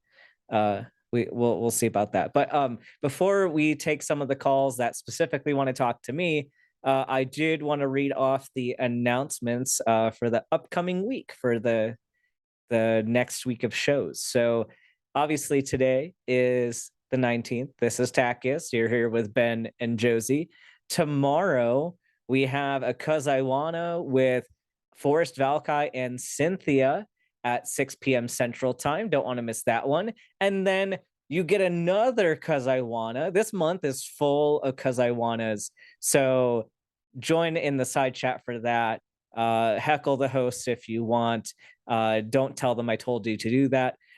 But you can see one tomorrow at 6 p.m. Central. There's one on Saturday at 6 p.m. Central with Justin and Sarah. And then on Sunday, for the Sunday show, it's Matt and Shannon Q. The After Dark is Forrest and Paulogia. And then the 23rd, Skeptalk at 6 p.m. Central with Shannon Q and Gutsick Gibbon. Chewed Gum on the 24th with Alyssa and Taylor, the hang up with Matt and Brady Goodwin, and then wrapping it all up next week, TACIS with Lux and Riverboat Jack. So a very exciting week ahead of us. You definitely don't want to miss out on that.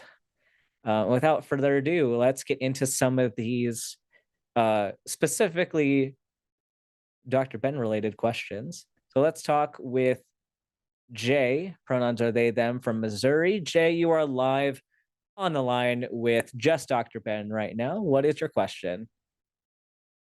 Hello. Sorry, I'm a bit nervous. No problem. So I am on hormone therapy. I geez. So I do not produce hormones naturally, and I've been on hormone therapy since I was 12. And my entire life, I've kind of felt fairly neutral or back and forth in terms of gender identity. But growing up in a red area, a very, very red area, I just didn't know that that was a thing. And I thought that that was wrong to be neutral or to be back and forth on it. And whenever I turned 21, I realized that there was a drag bar opening up downtown, and I went to go visit it, and it was like an eye-opening thing for me to be like, this is what everybody's talking about. This is the thing. This is awesome. This is what this feels great. This is where I want to be. But I'm still on hormone therapy to kind of push that masculinity to be an adult is what my doctors and my family are telling me. And I don't know what that looks like for me in the future because I'm in a fairly committed relationship, and I don't know how that'll affect that. But I just don't feel right anymore. I've been looking into this for about 4 years now, and I'm even more confused since I started looking into it. And I don't know where to go forward. Okay. Just to kind of clear up some of it for me, what hormone therapy have you been on? Testosterone. Okay. And what are your specific concerns? Like, is it something that you're wanting to continue or wanting to stop, or I guess narrowing down the question a bit?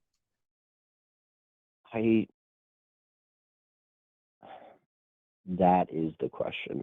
I don't know if I should continue and stay the course where I'm comfortable and how my life has been for the past, 15 years. And do I kind of flip it all on its head and say, you know what, this is how I want to live my life. But I've tried seeing what would happen if I just stopped my medication, and it makes my symptoms severely worse in terms of my identity and my mental state. Mm-hmm.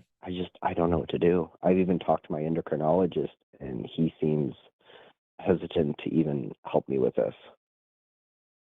Yeah, what particular things are you worried about with continuing?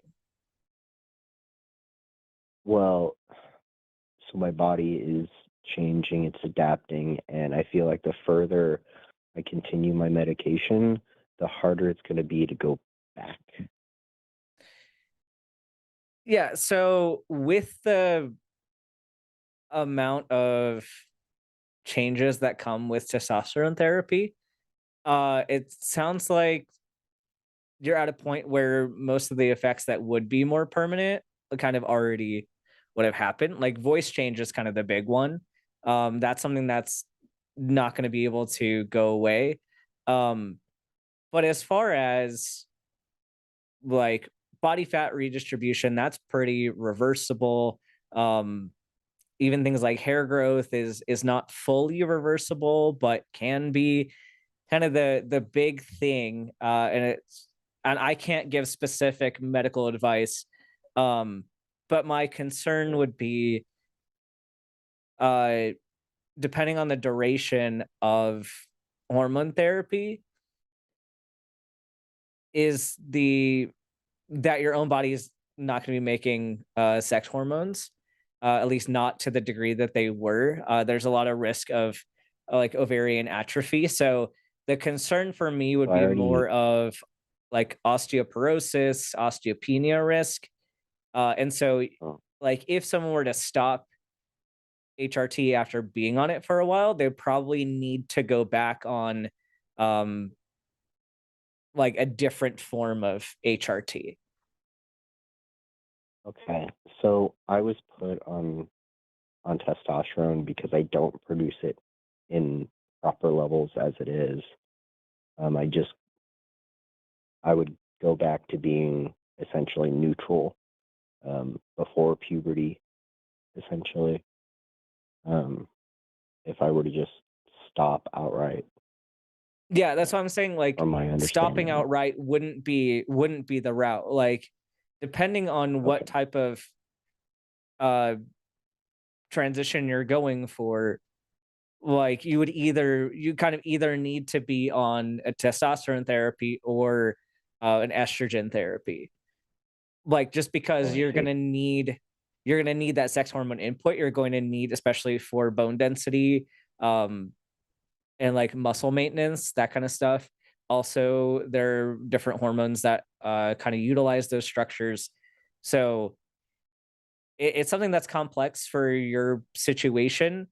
Um, and I would think it would be an option to get off of testosterone, but like that would be the case where you would probably need to go on estrogen. And for your situation, there's a bit more of there's other endocrine conditions there, it sounds like, in addition to Yeah, the gender dysphoria, and which is why I'm extra hesitant to really weigh in medically. It's something that, but I would agree with endocrinology and say that some kind of hormone needs to be there, and you can have that discussion with your provider about which one you're going to go with, but something at least needs to make up for what you don't have. I see. Yeah, okay. But what if I just want to be neutral and not There be are a man or a woman?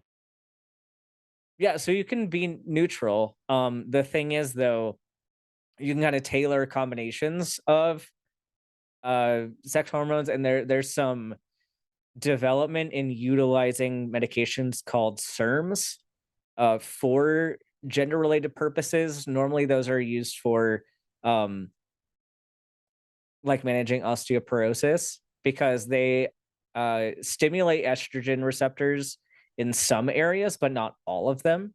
And so some kind Hmm. of combination, may be doable. I'm not an endocrinologist, and like your case is much more nuanced than somebody who doesn't have any other comorbid conditions going on HRT. So it's a thing where it's possible, like theoretically possible, to get some kind of neutral ground, but I can't be the one to make that decision, and I can't really advise you further on that, just because um Yeah, there's a lot of nuance that goes into endocrinology, and I'm not an expert. So I understand. Do you have any recommendations to on how I could, I don't know, explore this route without changing my medication? I think you need to is your endocrinologist pretty well versed in gender affirming care? I'm sorry, what? Is your endocrinologist pretty well versed in gender affirming care? Like have they been managing your Um, gender affirming care, or are they not really specialized in that? I talked to him and he's got some transitioning patients, but it doesn't seem like he's supportive of that in Okay, in so it more may so be that he worth does it. Huh? yeah, it may be worth finding a different endocrinologist who can, I mean, ideally one that could manage kind of both conditions. But my concern is that because you have other comorbidities along with trying to manage your gender affirming care, like that's a point where it definitely needs to be at an endocrinologist level, and it is not really appropriate for a primary care person that does gender affirming care. So Okay. like that's really my recommendation is you need an endocrine consult, because like there may be options, but I don't know what they are, and it's kind of outside of my wheelhouse. It's a bit more advanced for me, but I'm sorry. I wish I could help Okay. you a bit more on that. Thank you. I'll see Yeah, what I thanks can for your find call. in for resources. Awesome. I hope you have a Thank great you. rest of your day, and I hope all this goes well for you, Jay. Thank you. I hope you have a good day too. Bye. Bye. All right. I'm just gonna take these in order. Let's talk to Fen, they, them from Washington. Hi Fen, there. you are live with Dr. Ben. What's your question? Excellent. Thank you. Hi. I was wondering about when it comes to seeking out a just any level of care provider, if there was any specific advice you had on language that they use that would help us kind of gauge whether they are well versed in handling gender affirming care, or if they might not necessarily be the right pick for said trans person. Yeah, that's a great question. I mean, a lot of the things that are kind of red flags are the same things that would be red flags in people outside of the medical field, especially people that will use the phrase transsexual or any kind of other slurs. If they use those, of course, get out of there. If Yeah. they, I think it's apart from like the big things that we usually notice, I think it's easier to spot a place that's doing things right than pick out like the specific things that people do wrong. I know that hmm it is common for people to, you know, think they know more about trans issues than they do. And that can definitely get a bit stickier. And I think that's probably what the crux of your question is. But I know there are offices with, you know, documentation that you write your information down on. And a lot of them are hmm having additional spots for like writing in your own gender, talking about, you know, what organs do you have currently and which ones like do you want to have, that kind of language. I think hmm if they're like doing things like that, usually they're pretty legitimate. Um, Yeah. I think if they have anything that is not really kosher in terms of how we would say things, like if they I'm trying to even think of a good example, but like if their documentation at the beginning like says something that mentions trans people but doesn't really phrase it uh in a way that's validating, it's hmm something maybe worth asking them about it, saying like, hey, have you reviewed this paperwork? And then their response to that definitely, I think, would kind of give a hint of whether or not they're trustworthy. I think how they take feedback is super important. Um, I think like a lot of it just takes kind of interacting with the clinic itself and kind of feeling it out. But if they have any obvious red flags on their website, that would be like Yeah. a no-go. Yeah. Sounds like even calling ahead to talk to the receptionist and feeling it out might be a practical route. Yeah, yeah, and even like I guess some of the more subtle like microaggressions, if you will, like if you can even ask them and see if they have trans patients. And the way they respond to that question may be telling. Like if they say, "Oh, yeah, uh, a transsexual person," or we have a trans here. Or like if they make some of those mess ups when you even ask them if they have trans patients, that can kind of give you a hint of whether or not the place is But safe. they might not be specialized in our existence and all. Yeah. Yeah, or even like of course, like asking them if they provide like gender affirming care, that can be a good hint of how they're gonna treat trans people. But I mean, yeah, that one can get a little bit sticky because sometimes there are sometimes medical professionals that will think they can provide stuff like that and then like aren't really socially well versed in it but know the medicine. And so yeah, I Yeah. think just interacting with them is going to be the best bet. Hmm. All right. Do you have any Well, kind of that specific questions related to that? no, that was not that I can think of. That was really my primary question. So I am all set, folks. Reach out to your local PFLAG organization, and also Jovan should be on every show. Thank you so much for having me. Yeah, thanks for calling in. Is Jovan telling people to say that you should be on every show? Is that a thing No, now? I just personally believe that. Oh, okay. Thanks for calling in, Fen. Take care. Of course, have a good day. All right, bye. Yeah, I was gonna say Jovan. Like, I would not put it past him to say something like that or to tell people that to say that. But that is just really funny. All right. This may be one of the last ones that I do on my own. Let's talk with Kayla. She, her from Colorado. Kayla, you are live on the line with Dr. Ben. What would you like to talk about? Hi. Wow, never done this before. All right. I would like to pick your brain about any upcoming medical transition related developments, because I've been looking into bottom surgery and I'm racking my brains like, okay, which one's the best that's available? What's coming up soon? And I'm sure, and I don't just mean for trans women like myself. I guess there's probably trans guys out there that want to know the new stuff too. Yeah, honestly, I'm not as up to date on trans femme procedures just because I'm not a surgeon. Yeah. So that question may be a bit harder. As far as guys, I haven't seen a whole lot of updates on that stuff either. A lot of kind of the new developments, like I just mentioned, talk about SERMs like being used for medical therapy, because that's definitely what I'm more well versed in.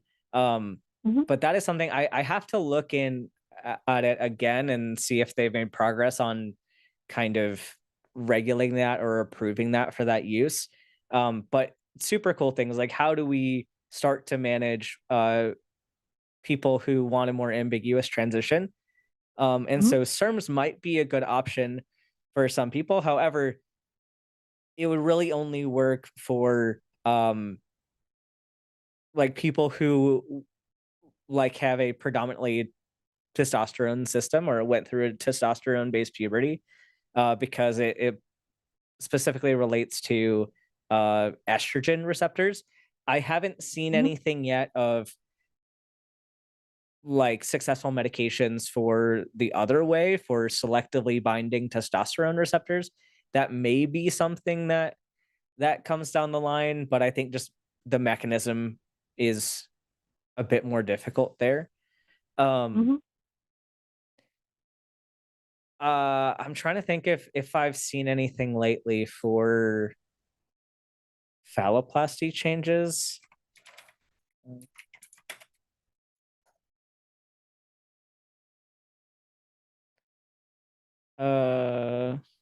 Let's see.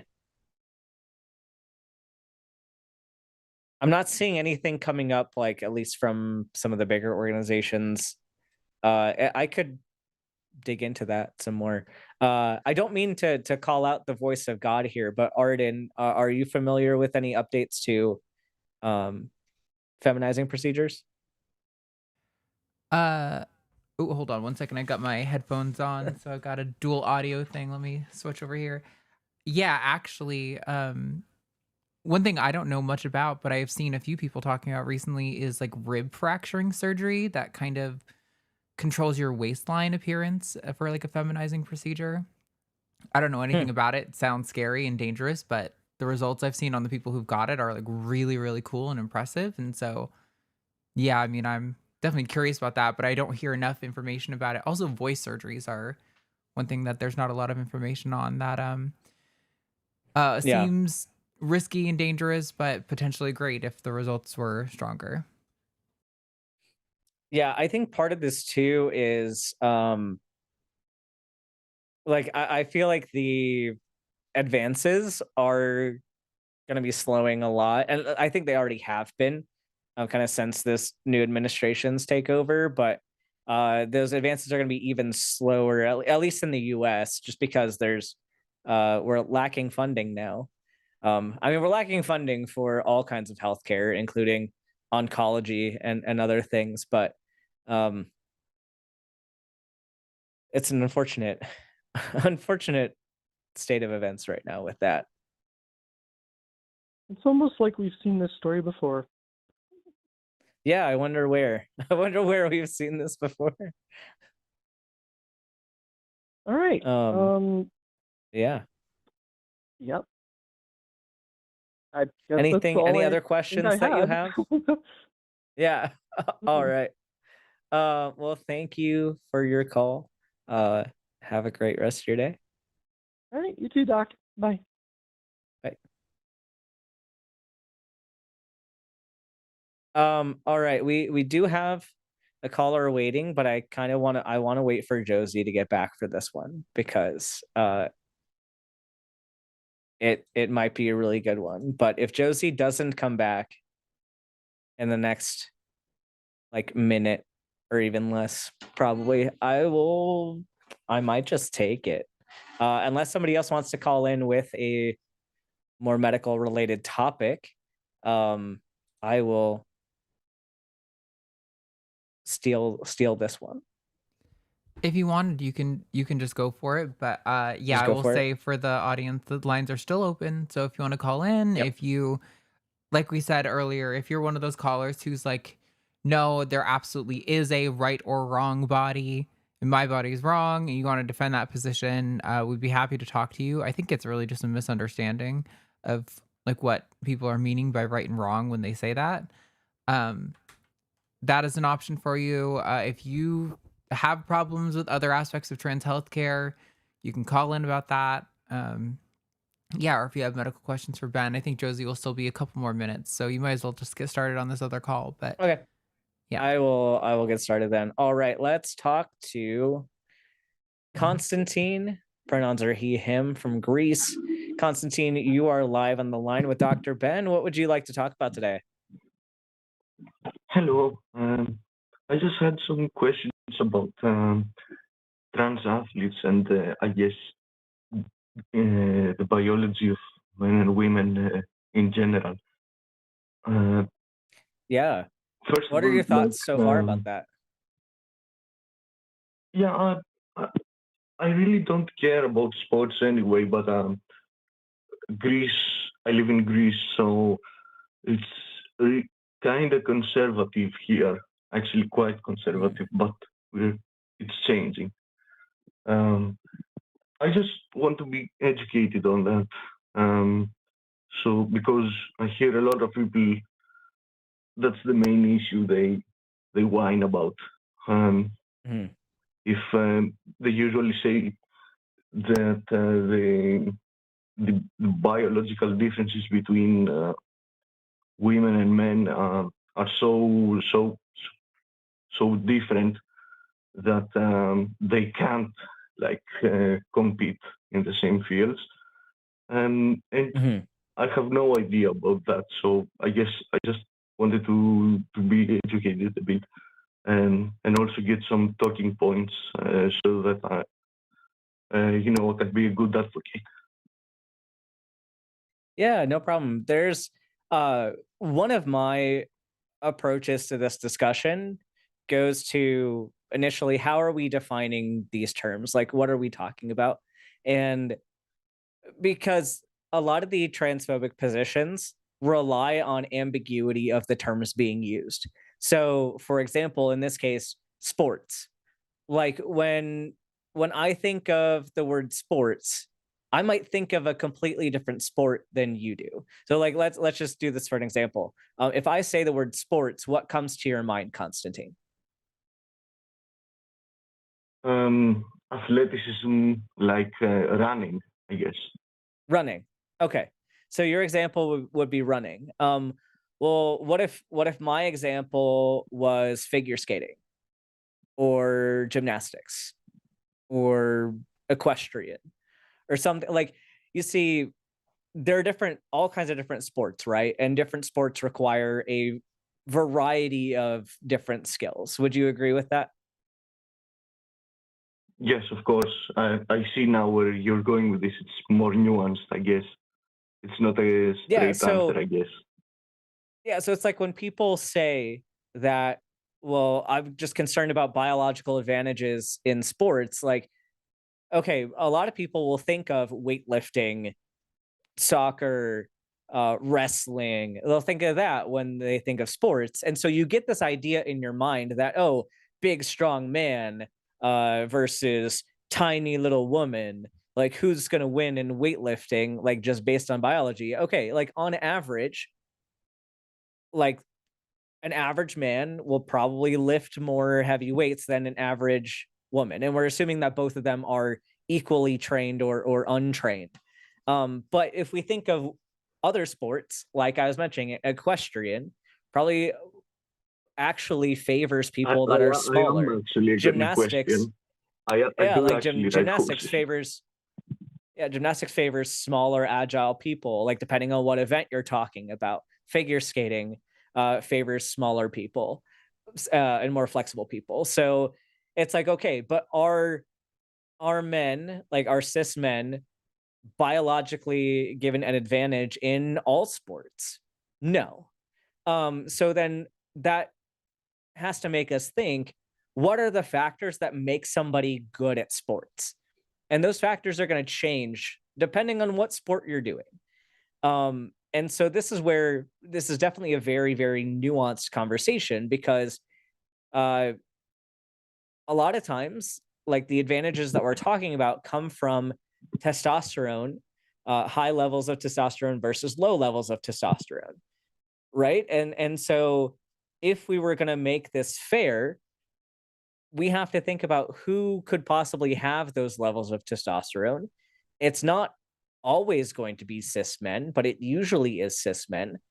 Um, and so if we divide this out based on testosterone levels, you could have people of all different genders meeting that criteria for those testosterone levels. Or let's say even beyond that, like, let's say muscle mass, height, weight, any kind of physical characteristics, you can get a variety of different people that meet those criteria. So I think a lot of the argument against trans people in sports is a reductionist argument. It's taking everything and distilling it to a very simple idea. But how realistic is that very simple idea? And we're learning it's not realistic, and it's not reliable to make those assumptions. Does that kind of make sense? Yeah, of course. I guess that's what I was getting at. Like, by genetics alone, no sport is actually completely like fair. I guess some people are gonna be Yeah. genetically better, for lack of a better word, and like, touching upon that, um, should there even be a distinction between men and women sports on the first place? Yeah, that's a fantastic question. And I think it depends on the individual sports and how much some of those characteristics matter.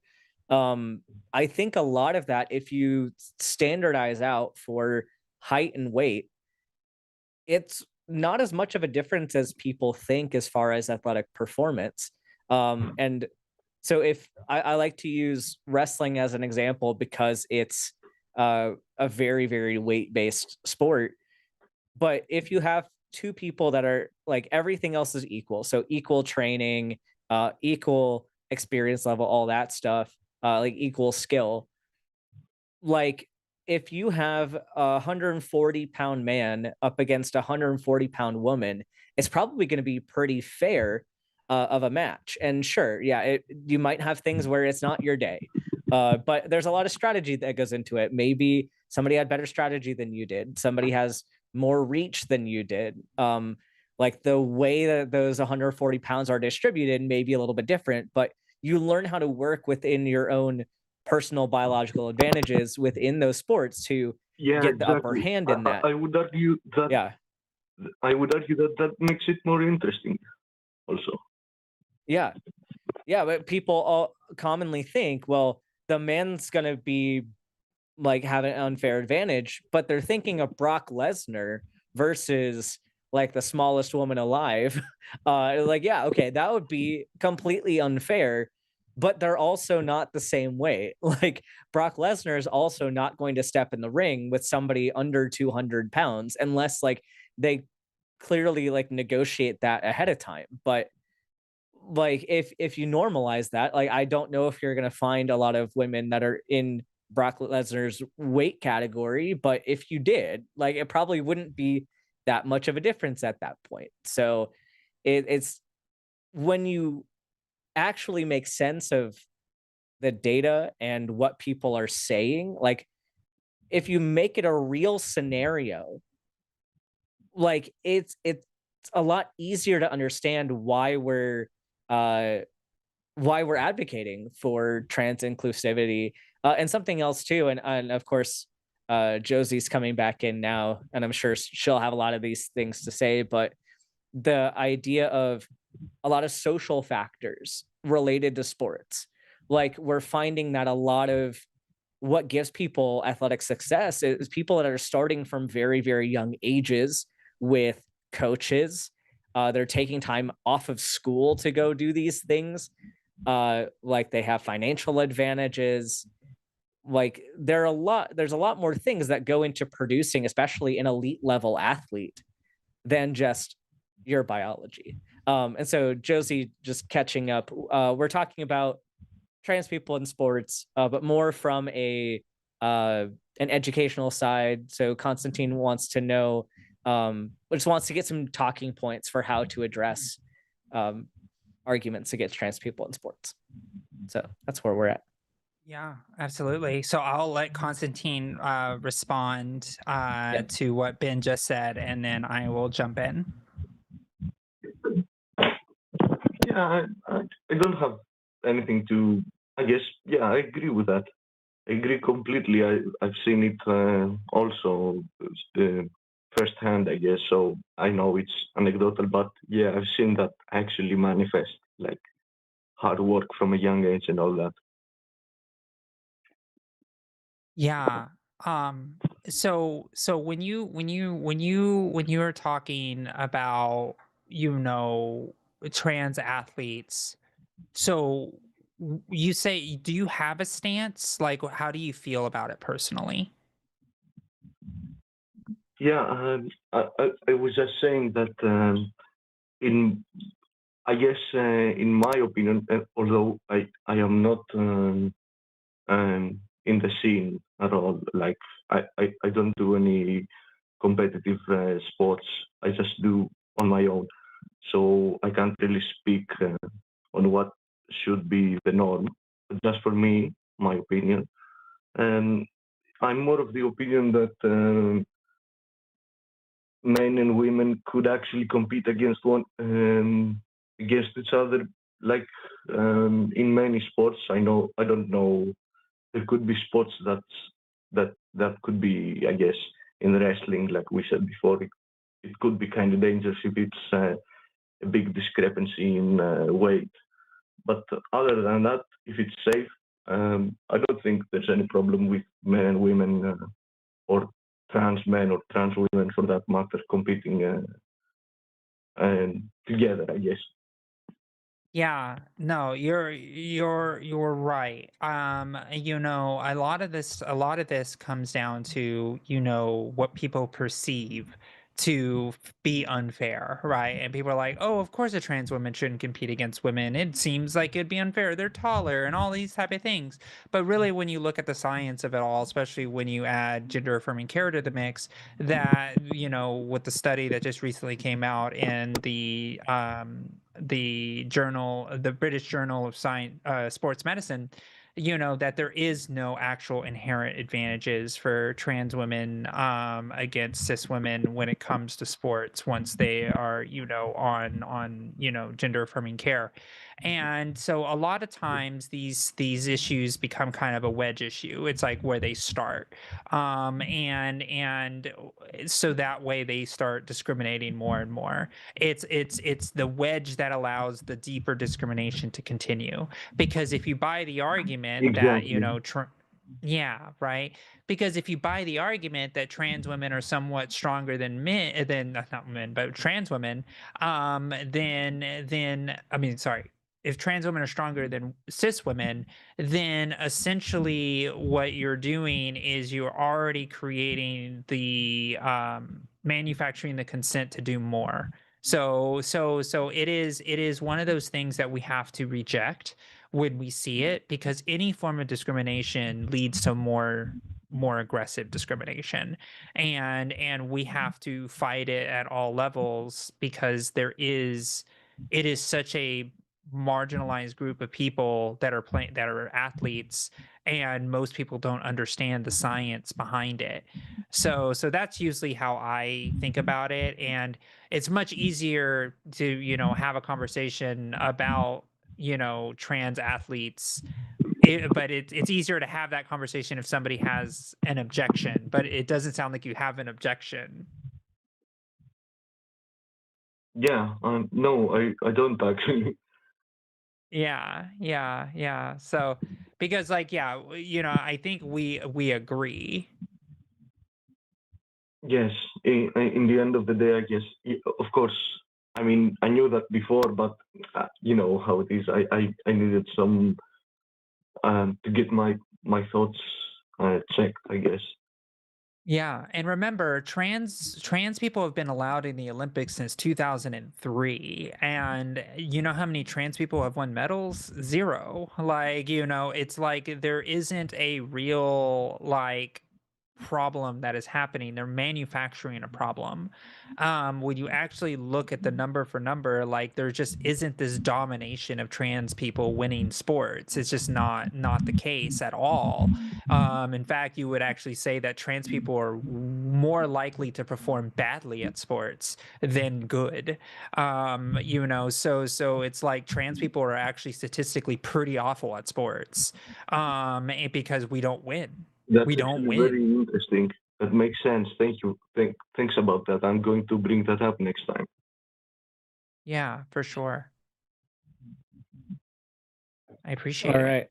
Do you have any other kind of questions about this argument that you wanted to run by us? Well, I think it's a big topic, so I don't think that you would have time for it today. But just in case, I wanted to ask, how does, I guess, a transgender journey start? Like, how do you know you lean towards that? Everybody has a different experience for sure. Like we mentioned in previous callers, there are some people that know that they're trans from a very, very young age. And there are some that don't really discover that fact about themselves until much, much later. Even people transitioning in like their 60s, 70s, 80s, like people finding out much, much later in life. So I think, at least for me, a lot of it was related to experiences. And I think it was easier for me to start coming out to myself as trans once I was comfortable with the idea that I wasn't straight. Like that first piece of the wall needed to come down first. And then once I was okay with accepting, you know, I'm queer, it was easier to allow myself to explore other aspects of my queerness. and eventually was able to kind of question my gender identity and kind of explore that a bit more. But yeah, for mine, it was a lot of it was not feeling happy with my role in society. But then I had to think through: is it that I'm not a woman? Like, am I a trans man, or do I just hate the way that society treats women? And so, when answering that question for myself, like Josie gave an example earlier on in the show about, well, if I called you a butch woman, like, how would that feel for you? And I went over those thoughts way back then as well. Of, like, am I a butch woman or am I not a woman? And like, even just the thought of being a woman was what was uncomfortable for me. It wasn't necessarily the expression. It wasn't necessarily like, I mean, the societal role, yes, but societal roles and norms can change. But it was that being a woman was what was uncomfortable. And so that's when I started exploring. Josie, do you have anything to share from your experience? Honestly, the thing that I always like to say, the first time you have to ask if you're cis or not, you're probably not, is always kind of the way that I kind of say it, tongue in cheek. For me, it was a very similar of like understanding that I wasn't a man was very clear to me. It's kind of like Constantine, I would say to you, it's like, how did you realize to know that you were a man, right? And I'm assuming you're a man. Are you a man? Well, actually, I don't know. You Well, don't know? Okay, that's fair. I am bisexual, and I've been an SA survivor when I was 13. So I'm sorry to hear that. It's really confused my sexuality and all that, and there isn't a lot of talk about trans issues. I guess in a good light here in Greece. So yeah, I'm not educated on that. I might as well could be. I wouldn't know it right now. No, that's completely fine. So I will say that the question, are you a man yourself personally, if that answer isn't clear, there might be a chance that you might not be cis, right? Cis meaning you align with the gender that you were assigned at birth, right? And so that's a completely normal thing to explore and to figure out if you feel driven to kind of like explore that thought, right? Because once I was able to like understand it, I was able to kind of like be more clear with it, and then that's when I started to experiment with my own gender expression, my name, my pronouns, and then eventually I realized that, oh, this actually makes me feel better, right? And in the privacy of your own home, I always say you can go to like, online thrift stores, get some, clothing that you may not think that you would wear before, and then try them on and see how it feels, right? And that could be part of the feeling of, do you feel better, do you feel worse, or maybe you don't have a sense of gender at all, right? Maybe you don't understand gender because you don't have a gender, or you don't think you have a gender, or it doesn't bother you, it never isn't a very big factor in your life. So there's a lot of questions that I think you need to ask yourself and think about when you think about being, the understanding of your own identity. And it's okay to not know, right? It's okay to just be like, oh, well, I don't know. And that's a good step, right? Cis people know, right? Like cis people know what they are, and and it sometimes takes us a while to figure it out as, people who are not cis. Or you may be able to be like, no, I'm definitely a man, I just needed to think about it a little bit, and that happens too. And it's okay to ask yourself these questions. Does that make sense? Yes, of course. Yeah. really encouraging. And I wanted to ask what places or websites or organizations or resources there are online about that kind of stuff that are safe, kind of like therapy or something like that. Well, there's always therapy. You can always do gender, affirming therapy. You can But find people yeah, who I understand that, but I don't think we have that in Greece. I could be wrong, but I yeah, you may yeah. be surprised. You might be surprised, right? You may have. I mean, it's legal to be trans in Greece, right? Honestly, I couldn't tell you. I live under a rock, so Okay, fair I'm enough. sorry. Well, find out if it's legal. Like if it's legal, which I'm pretty sure it is. If it's legal, then it definitely exists, right? Like therapy does exist. And then a therapist is just going to ask you questions, kind of like how I'm asking you. And essentially you have to come up to your own conclusions. Now, there are Reddit forums you can go to. I know that's always funny to say, when you're coming out as trans, that's usually a good place to start, because there's different people who are asking questions about that. There are a lot of resources, maybe going to like Trevor Project and things like that. You may be able to talk and see like information on what is trans and what it means to be trans. That type of stuff may be something that's valuable. Or just go on YouTube and look up for YouTube content creators about their journey as coming out as trans. I used to watch a lot of ContraPoints early in my transition, and she would explain it in very Oh yeah, specific yeah. ways. And so there's a lot of people that they've documented their own journeys, and maybe they'll relate with you. Maybe they'll ask a question in a way that you will ring true to you, and then that's kind of how you can think about it. I will just say most cis people don't think about their gender that often. And so a lot of people, like most people don't think about it. But if you're thinking about it a lot, that's usually a clue and a sign that you may not be cis, which is fine. And now it's just time for you to explore and figure out what makes you happy. Wow, thank you very much. I also Yeah. like, on a personal note, as an ASA survivor, you really help people like me, even if I am like a cis man. You really help. I really appreciate what you do. Everyone in the line.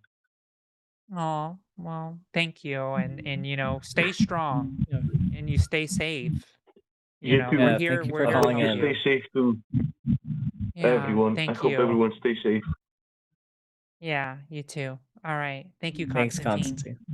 Constantine. Right. Have Oh, Oh, well. I cut him off. Yeah, it's okay. All right. All Welcome right. back, Josie. Yeah, I'm back. I made it. I made it to the other side. Yeah. Everybody survived. Dr. Ben, all by your lonesome. Yeah. And because of that, I just want to remind everybody in the side chat that you can vote hashtag Team Ben because Josie abandoned you and I did not. I stayed. I stayed here and did the show while Josie went off to go do work, whatever this work stuff is. Yeah, she cares more about work than you all in the side chat. So Well, let's just remember that. Prove Ben wrong and say that Josie will always love you by hashtag Team Josie, or you can donate to the campaign to prove him even super wrong. To let him know that I'm so loved, I'm gonna win a race. All right. Yeah. All right. Do you have a preference on one of these two? I mean, I will let you lead on the first one if you want to do that one really quick. Yeah, that one got in the queue while you were still gone. So Okay. I will let's take Alyssa, she, her from California. You are live on the line with Dr. Ben and Josie. It sounds like you wanted to ask about phalloplasty. What is your question? Okay, so first I want to say there needs to be a talk show called Under the Rock, where someone has the Rock as their upstairs neighbor. Oh gosh. That's not what I call. Wow. That's not what it was called, obviously. So in the 1990s and early 2000s, it was more common to talk about metoidioplasty than phalloplasty, and then eventually that shifted. And I was wondering when and why. Yeah, I think the shift, there's probably a lot of reasons for that. I know there's a lot of debate and discussion, and there still is, about like the safety of phalloplasty. Like, would people rather do metoidio because it's pretty much like there's a lot less risks going into a metoidioplasty. Like, you have like a smaller dick size because it's just what you grew with testosterone, and like you get less of that benefit, but it's generally regarded as lower risk. Phalloplasty, I think, when they started allowing for better like nerve connection, but also with the ability to use a pump and some other more like sexual function things, probably caused a bigger shift into people wanting phallo as opposed to metoidio. Also, the like the improvements with success rates with the urethral lengthening, allowing people to stand to pee is a big issue as well, that you really don't get with metoidio. So I don't know for sure. I don't know exactly the stats if they studied that, like why there was that big shift. I would hypothesize that it's sexual function and urinary function were kind of the main drivers of that. Oh, and you probably should explain what they are to the people in the audience who don't know those medical terms. Yeah. So metoidioplasty, like I just kind of mentioned, is where you release. It feels so funny saying this. Release the clitoris, like release the kraken, release the clitoris. But it's where, so if you're on testosterone therapy, your clitoris does grow a little bit. For most people, it's like 2 inches or something, but that varies based on person. And so if you just kind of release world, it, we call that 5 centimeters. yeah. For a cis guy, would call that 5. But so it's regarded as a safer centimeters, not inches. Yeah, 5. Yeah. But I don't use barbarian units. I'm sorry. No, you're good. But yeah, it's, if you release that, it gives more the feeling that you have a phallus present, but you're still missing out on the ability to really have penetration with sex, and you're losing the ability to extend the urethra to be able to pee out of it. So it also doesn't require any like skin grafts. So that's another reason. But phalloplasty, you're taking either an arm graft or like a forearm graft or a thigh graft and using that to make a larger phallus. And that's regarded as riskier most of the time because you can get urinary complications. You have to wear a catheter for a lot longer. You have to have time in the ICU while the grafts are watched and stuff because graft sites can fail and all that. So it's multiple steps for their procedure. So it's a lot easy. Was previously more preferable to have like the limited risk and just have kind of like the one step procedure. But now that we're having such greater advances, people are probably more willing to undergo an ICU stay and undergo like 2-stage or 3-stage procedures to be able to have improved sexual function, improve urinary function. And so like those benefits for some people are going to drastically outweigh the risks for them. I'm not in that boat personally. I previously thought that I really wanted bottom surgery, but I've learned since that a lot of my distress with anatomy is more related to how I feel like I'm being perceived in like bathroom spaces and not as much about the actual organs. Like I would like to have them. It would be great. But for me, the risks aren't worth the procedure. But for some people, they are. So I think that's the reason why. And I just realized Yeah. it's kind of weird in a way for a trans woman to be asking about that and not a trans man. Yeah, Yeah, no, I I have appreciate no, yeah. I have no opinion on it, like, at all. Well, Ben asked for Yeah. medical questions, so I thought that was the first thing I could think That's of. fair. That was Yeah, relevant, this is I mean. a fair one to get in while Josie was out. Yeah. Anything else? Anything else, Alyssa? Hot rock makes steam, makes turbine go spinny. So Josie went Yeah, from spinny that's right. Yeah. turbines to spinny dresses. Oh yeah, you two are Alright. the Navy nuclear The buddies, Navy right? nukes. Yeah. Hot rock as in uranium makes steam, Yeah. Makes turbine go around steam. your groundy or spinny or whatever. Makes boat Or go. clean coal, which doesn't really exist. It doesn't exist. It doesn't exist. Yeah. But yeah, it's good to chat with you. I didn't realize it was this Alyssa. that should be a bingo square. I When know. Alyssa Lube and I are here in time, with how many Yeah. times that people tag me instead of her or vice versa. Yeah. Yeah. Exactly. Oh my gosh. Well, I appreciate you calling in. And to make things worse, she's also in Southern California now. Oh, yeah. Yeah. I miss Southern California, but I don't miss the politics. It's a mess No, down there. what I meant was hypothetically, if she called in, she would also be Alyssa from California. Oh wow. Okay. Yeah. Well, all right, friend. Well, Yeah. I've it's been Alyssa good to Milano. see you. Oh yeah, I know Alyssa. I know Alyssa Milano. I blame her because yeah. Is that Anyway, oh man, okay. Okay, yeah. She's great. she Yeah. was popular in the 1970s and 80s, I think. Yeah, yeah. We serve on a board together. Me and Alyssa Milano. Oh, interesting. Yeah. Sounds Yeah. like some tea. Sounds like Yeah. some political tea happening. Awesome. All right. Well, it was great chatting with you. I think we got one more call and then we're gonna wrap up. Yeah, thank you, Awesome. Alyssa. All right. Bye. Bye, friend. All right, let's talk to Noah, they, them from Indiana. Noah, you are live on the line with Dr. Ben and Josie. What is your topic? Oh, hey. Am I audible? Yes. Yes.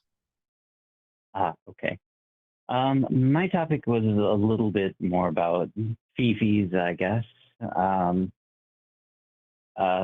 It's hard for me to speak without speaking a little bit anecdotally.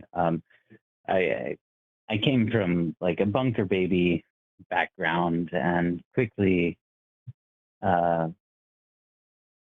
in college became close with members of the LGBTQ community and friends, and since then I've dated a self-professed lesbian, even though that was understood beforehand, and I've been with another young woman who she was complicated about her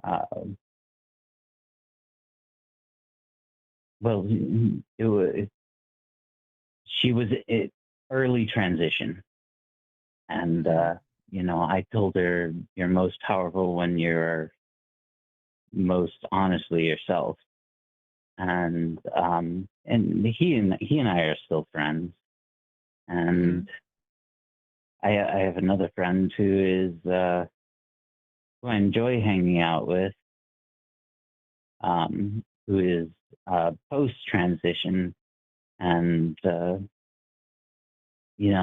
was maybe the first person in a long time who actually told me that I was beautiful. So, what my question is, I'm having a little trouble putting it into words, but adjusting romantically to your partners or previous partners as they transition.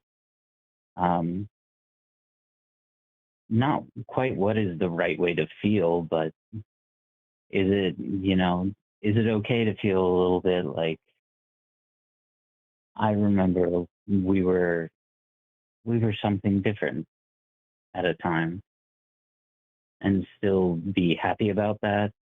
And Well, I mean, yeah, I mean, I don't know. history is Sometimes the history. interaction feels a little bit strange because I don't Yeah, know how to so behave all the time. yeah, so history is history, and the most important thing is how you treat people in the present. And Right. so, that's the most important thing. So like if you and this happens to trans people all the time, where they find out, who they are, and then they're in a relationship, and then that relationship eventually falls distant because the person is either straight, or or a specific sexual orientation that is not compatible with the person's new found identity. And so that is completely normal and okay, and it can be incredibly heartbreaking and sad. I'm not trying to minimize the sadness that is lost in any breakup that happens for any reason, but this is something I think it's completely okay to like reminisce of an old relationship, but don't make it weird and be like, "Oh yeah, I remember when you were a woman and we had a great time." That is weird. Don't do that. But Yeah, no. the yeah, but like that it's completely normal and okay to like have, fond memories of the way things used to be, but just understanding that those things will never be the way they were. Does that make Yeah, sense? it does. It does. I'm just always stuck in a little bit of a paradox of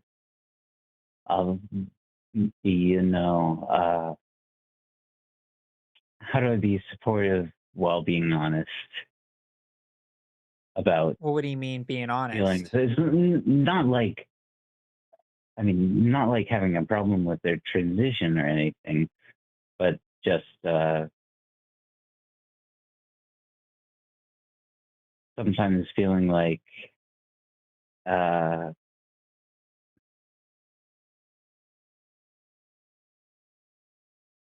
you have these I old mean, impulses and they don't go anywhere anymore. And I suppose that's true for yeah, any that's kind like of path. yeah, that anybody can experience like crushes or being friend zoned or things like that. Like, it's just the I think it's just the reality of, having to be an adult and understand that like what is desired can't be achieved. Then you kind of have to make a decision of, do you want to still continue to be friends with that person, or is that desire too heartbreaking to be able to hold on to the friendship outside of the romantic attraction?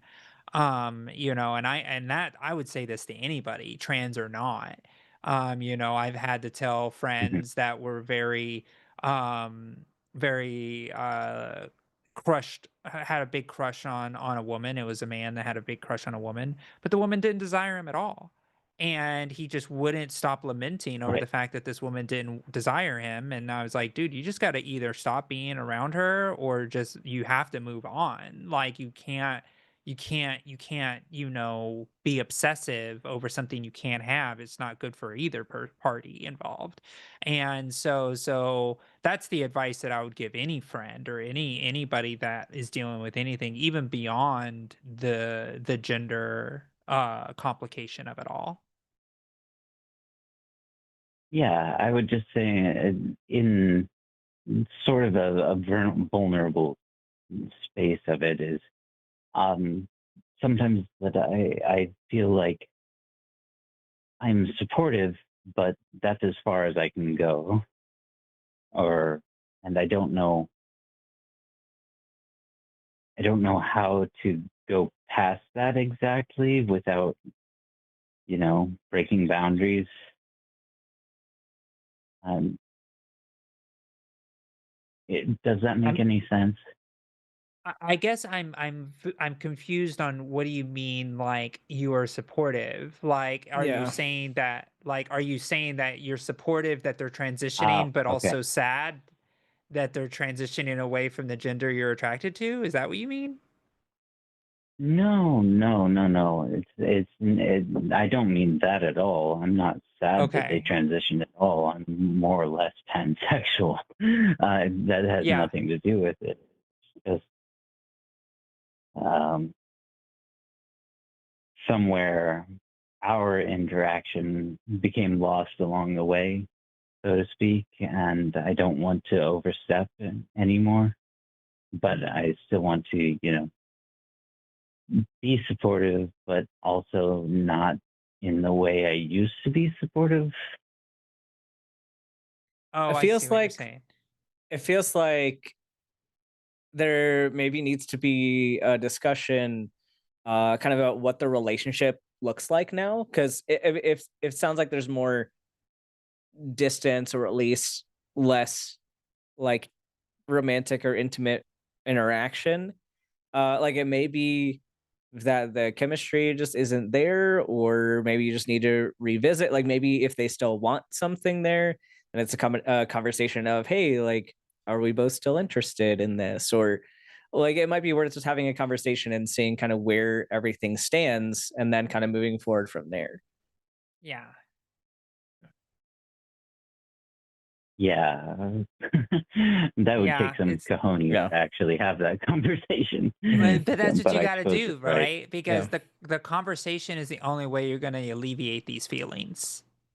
Right. And like you said, you're looking for advice on the dynamics in this relationship. It's the conversation needs to happen because if it's just going to always be this what if waffly, I don't know, feeling that of anxiety that you're having now until you actually are hard-nosed and ask, right? That's just it's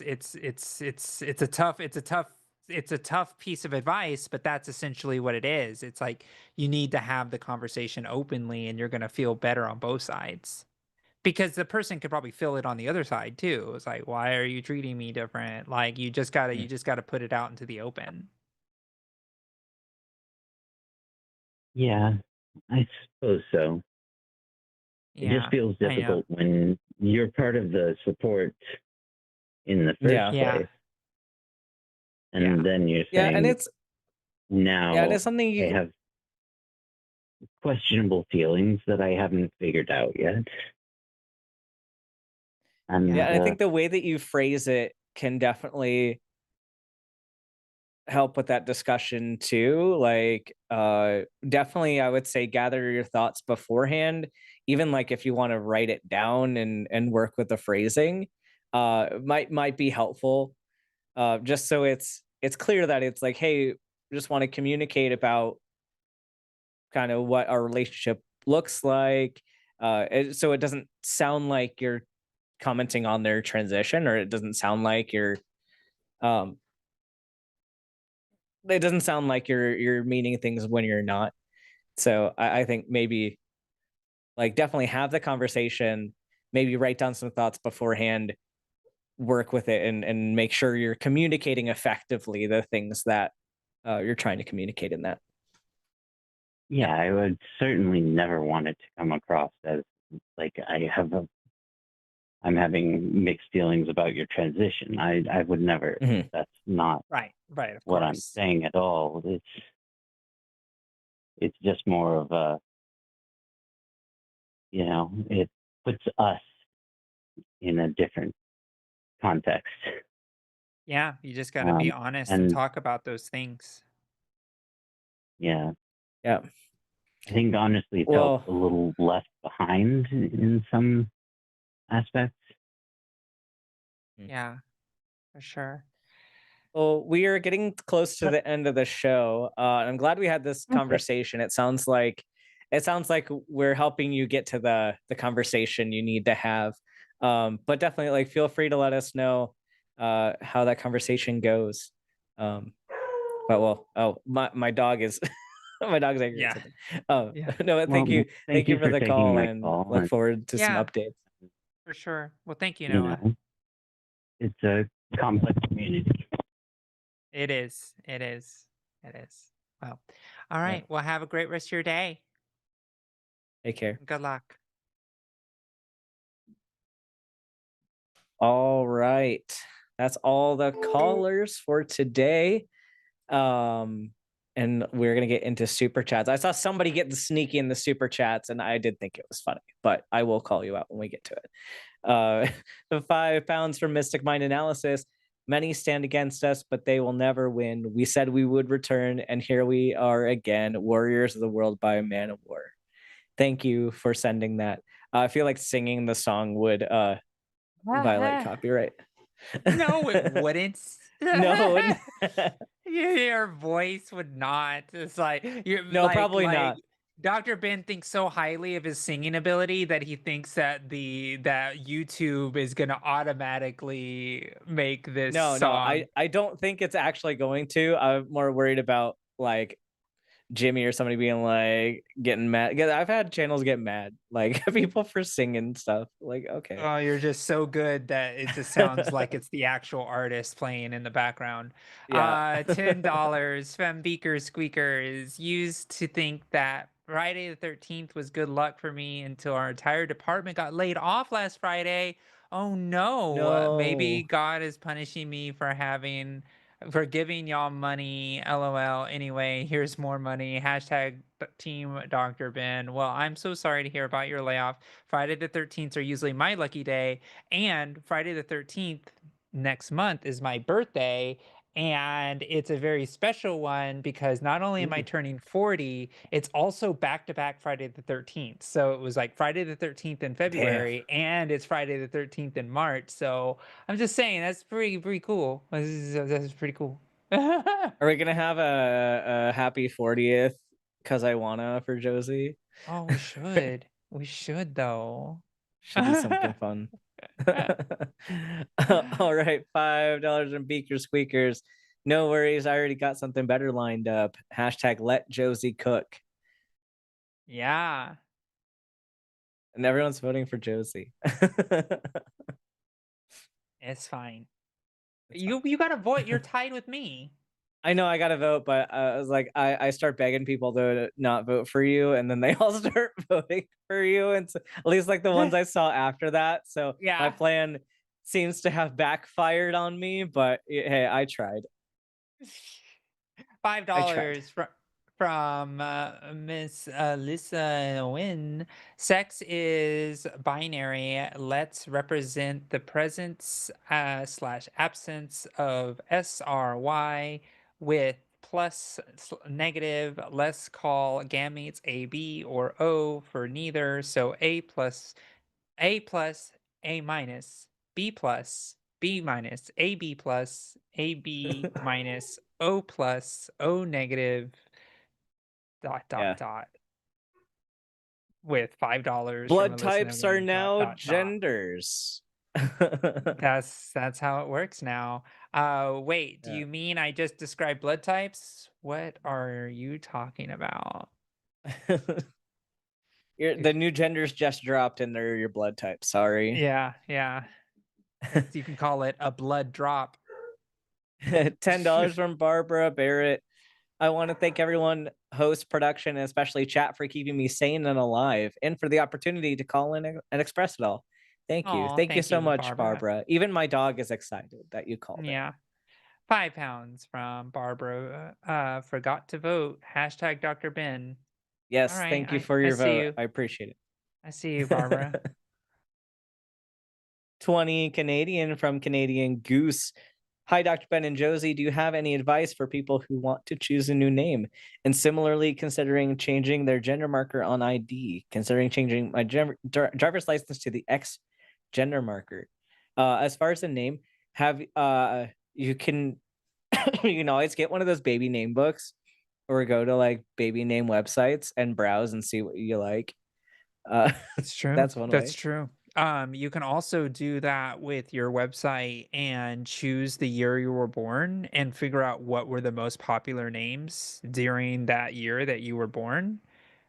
Is also another way that you can do it, because like you'll probably realize it's like, oh, there was a lot of people in my school that were named these names. It's because it might have been a popular year for your name. I didn't do that because Josie is not a very popular name from when I was born. I'm like the oldest Josie I know because so many young kids are named Josie because Josie and the Pussycats, and I was already alive and well by then. Yeah, I should look for the most popular names in Denmark because I picked the Danish name. So I don't know. I don't know where it falls in on that, but there's Yeah. some options. $5 from Melatonale. As a cis woman, I have imposter syndrome about being a woman from just physical appearance. Welcome to the club, Spectra. Hashtag Team Josie. I know. Yup. $5 from Joshua Everett. Hope everyone's having as good a day as possible given the state of the world. Since the good Dr. Ben has remained with us, hashtag Team Dr. Ben. Yes, thank you. I put in effort for you all. I mean, Josie did too, but just less. Oh, just than me. less effort. Just less.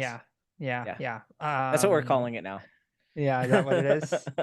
Yeah, said like a man. Yeah, the woman's always put in less effort than you for your existence. I'm sorry. Yeah, can we also pay Josie less than me for the show? Y'all haven't seen the income split Deal. yet. Wait till you see that. Oh, really, Arden? Deal? Not because Josie's a woman, just because it's Josie. Oh, okay, Yeah. okay. Now I get it. All right. I hear what's going on. The only way you can pay me back, chat, is by voting hashtag Team Josie to make sure to show both of these assholes up and making sure that I win at everything. All right, $5 from at Cgray08. Josie left, so Dr. Ben got to influence the chat uncontested. Hashtag Team Dr. Ben. Wow. Thank you for the vote. $5 from Joshua Everett at Q&A line. I took a screenshot. Hashtag Team Josie. Hashtag Team telling on mom. What are You you mean telling? photoshopped something that I didn't say? Yeah, okay, What sure. happened? What Quote happened? unquote Joshua Everett. I don't know. He's making something up that didn't actually happen. I believe everything Joshua Everett says. That is a true. I want to know what Joshua thought you were saying. I don't know. He's just lying though. Oh, is Okay. he?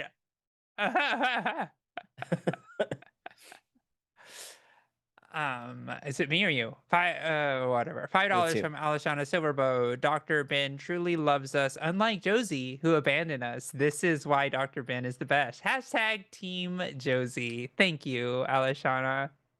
That's the one I saw that was like clever. Just putting the hashtag in front of Team Josie. $4.99 from Nicole. I am a trans woman and a hockey player. I play with cis men and cis women. Both have their advantages and disadvantages. Size is mine as a goalie. Yeah, and like I love it. I'm of the position every body type has advantages and disadvantages. You just have to find the way to use your advantages well and not your disadvantages. 5,000 ARS monies from Olivia B. just hashtag Team Josie. Nothing. I have nothing to add except all of those membership gifts you gave. Thank you so much for all of those, by the way. I saw those. Thank you, as Yeah, that was always. incredible. Thank you so much. Yeah. Olivia's done that every week for the last couple weeks, so Oh, wow. Olivia's really getting everyone on they're getting everyone past the limited chat time. Yeah, exactly. Just causing havoc. That's what that is. $10 from Legally Mod. Josie was one of the women that helped me decide to transition. Unfortunately, I'm on my T-girl period at the moment. It's kind of hell. Cramps really hurt, and I sort of hate her right now. Hashtag Team Ben. It's okay, girl. It's worth it. It's fine. and what I love about that comment the most is that I can hear Arden seething with that comment. It's great. It's like a double edge. No Even though you comment. didn't vote for me. See? $5 from BB Bunny. Apparently my real name is a bad word and won't let me send in the message. I love you both, but I want to hear Josie. Hashtag Team Ben. Oh my gosh. Bad excuses. Bad reasoning. $5 from Mira Featherbender. Mira equals like miracle, which is what it'll take for our politicians to turn around from attacking us. Hashtag dysphoria sucks. Hashtag Team Dr. Ben. Still love you, Josie. Do you really love Josie? Do you though? Apparently not. But do you yeah. though? $5 from Bram Lacey. I just got a consult for FFS, and I'm both excited and terrified. Hashtag Team Josie. Aw, but congratulations. That one was the most life-changing for me. Yeah, congrats. Yeah, big congrats. That's why I got those big eyes. $5 from Aliashana Silverbow. Remember, because Josie abandoned us for a while, do not use hashtag Team Josie. Only vote for Dr. Ben. Team Ben. Yeah, this is another one of the sneaky ones. I love it. I love it. It's good. She's informing people. I know you love it. You must feel so proud right now. I am. $5 from Bram Lacey, but to be perfectly honest, here to have a bingo square that Josie has to win. Hashtag Team Josie. Let's go. That's voting for the bingo board. That's a good bingo square. Remove that square. Remove that square. That's a good one. And just make sure I really like that square. $5 from Mira Featherbender. In better news, my firmly transphobic roommate started addressing me correctly after my dad cut me off. That triggered the others to also. Wow. Hey, that's amazing. Hashtag Team Dr. Ben. I'm sorry that they got cut off, but also I'm glad that a transphobe now understands like what's at stake. 5,000 ARSs from Olivia B. Welcome to the 40s Club, Josie. I've been celebrating my 40th birthday for 13 years now. Yeah, me too. I'm gonna do that too. This is the number one of my 13. Hashtag Team Josie. I didn't want to age past 35. I was just like, can I just be 35 forever? Now I'm 5 years past that.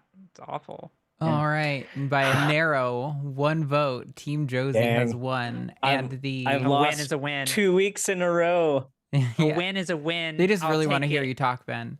And the punishment position this week is all bodies are wrong.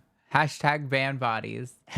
So yes, everyone's saying their body is wrong. There's right and wrong bodies. I say all bodies are wrong. All bodies, all of them. All bodies are wrong. Have you ever been a human? Like everything about our bodies. Host That's actually a great topic for me. Yeah, yeah, it is actually. You wouldn't have a job if bodies weren't wrong. Right. All right. Our arena is ready. Let's bring up the timer. Charging up the clock in 3, 2, 1, go. All right. So you know how this country loves to bill us for every time our bodies fuck up. Well, contrary to popular belief of Christians and other theists who believe that bodies were designed and designed well, our bodies were designed absolutely terribly. Some examples: you have in your skull, there's a brain, probably the most important organ in all of your body, floating around in water and ready to bump into all of these sharp, pointy things inside your skull. And that's how you get concussions, is just by, if you move wrong, your brain runs into those. So why would God create a body where that can happen? That's just stupid. So instead of paying money to insurance companies to actually give us healthcare we need, let's just get rid of our bodies instead. Let's just take them off like a pair of clothes and just like throw them away and just be spirit beings for the next eternity. Because if you can't, like, for real, we can't even afford, like, we can't afford healthcare, we can't afford housing, we can't even afford to live in our own bodies.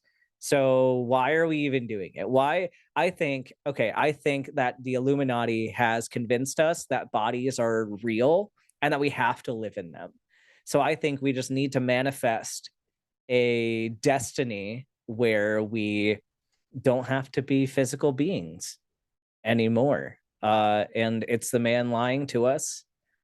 So I think another thing too, we make rich people less rich by not paying into their system anymore. So if we get rid of our bodies, we won't have to pay them any of that, and then their businesses will end, and then it'll be great for the world. So are you that's why. saying we should just put our brains in the jars and just get rid of the whole body piece? Yeah, we and should just be brains in a vat. We should be. Ben thinks San that philosophical Junipero from argument. Black We Mirror should is the be- best episode. advocating for the brain in the vat argument. Yeah, then those bodies would never be Love to. wrong. Uploaded to the cloud. Yeah, upload it. Let's just be done. Let's take care of this. Yeah. All right. Oh Well, my that is our gosh. show. Want to hit announcements one more today. time Oh, before so we can? yeah, because we got like a few minutes we gotta fill. So so let me pull up the calendar again so I can go through that. Like and subscribe. Like and Yes, subscribe. definitely like and subscribe. My thing is like lagging. Okay, here we go. I got the schedule pulled up again. Oh, and then that's gonna lag too. And Why join is it be a doing Patreon this? member. Join the Discord. Donate to my campaign Yes. on the Zerba link. Yeah, so this show is wrapping up, but tomorrow there's Cus I Wanna at 6 Central Time with Forrest Falkai and Cynthia, and then another Cus I Wanna on Saturday with Justin and Sarah.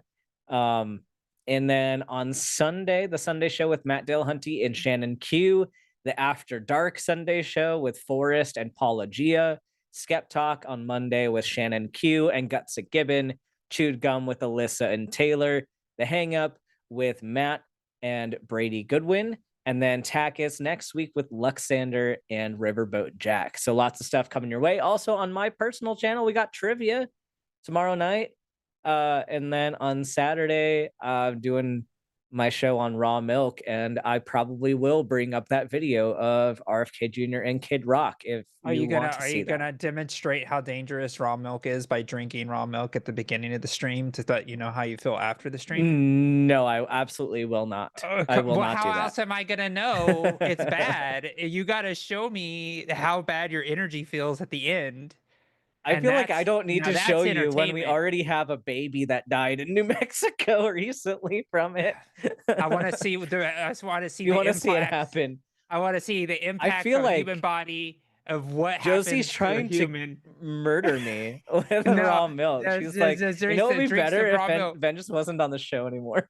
Just drink a bottle of raw milk before the stream, and then we can all see it with our eyes how horrible it is. Like, I mean, I don't see any flaws in this plan.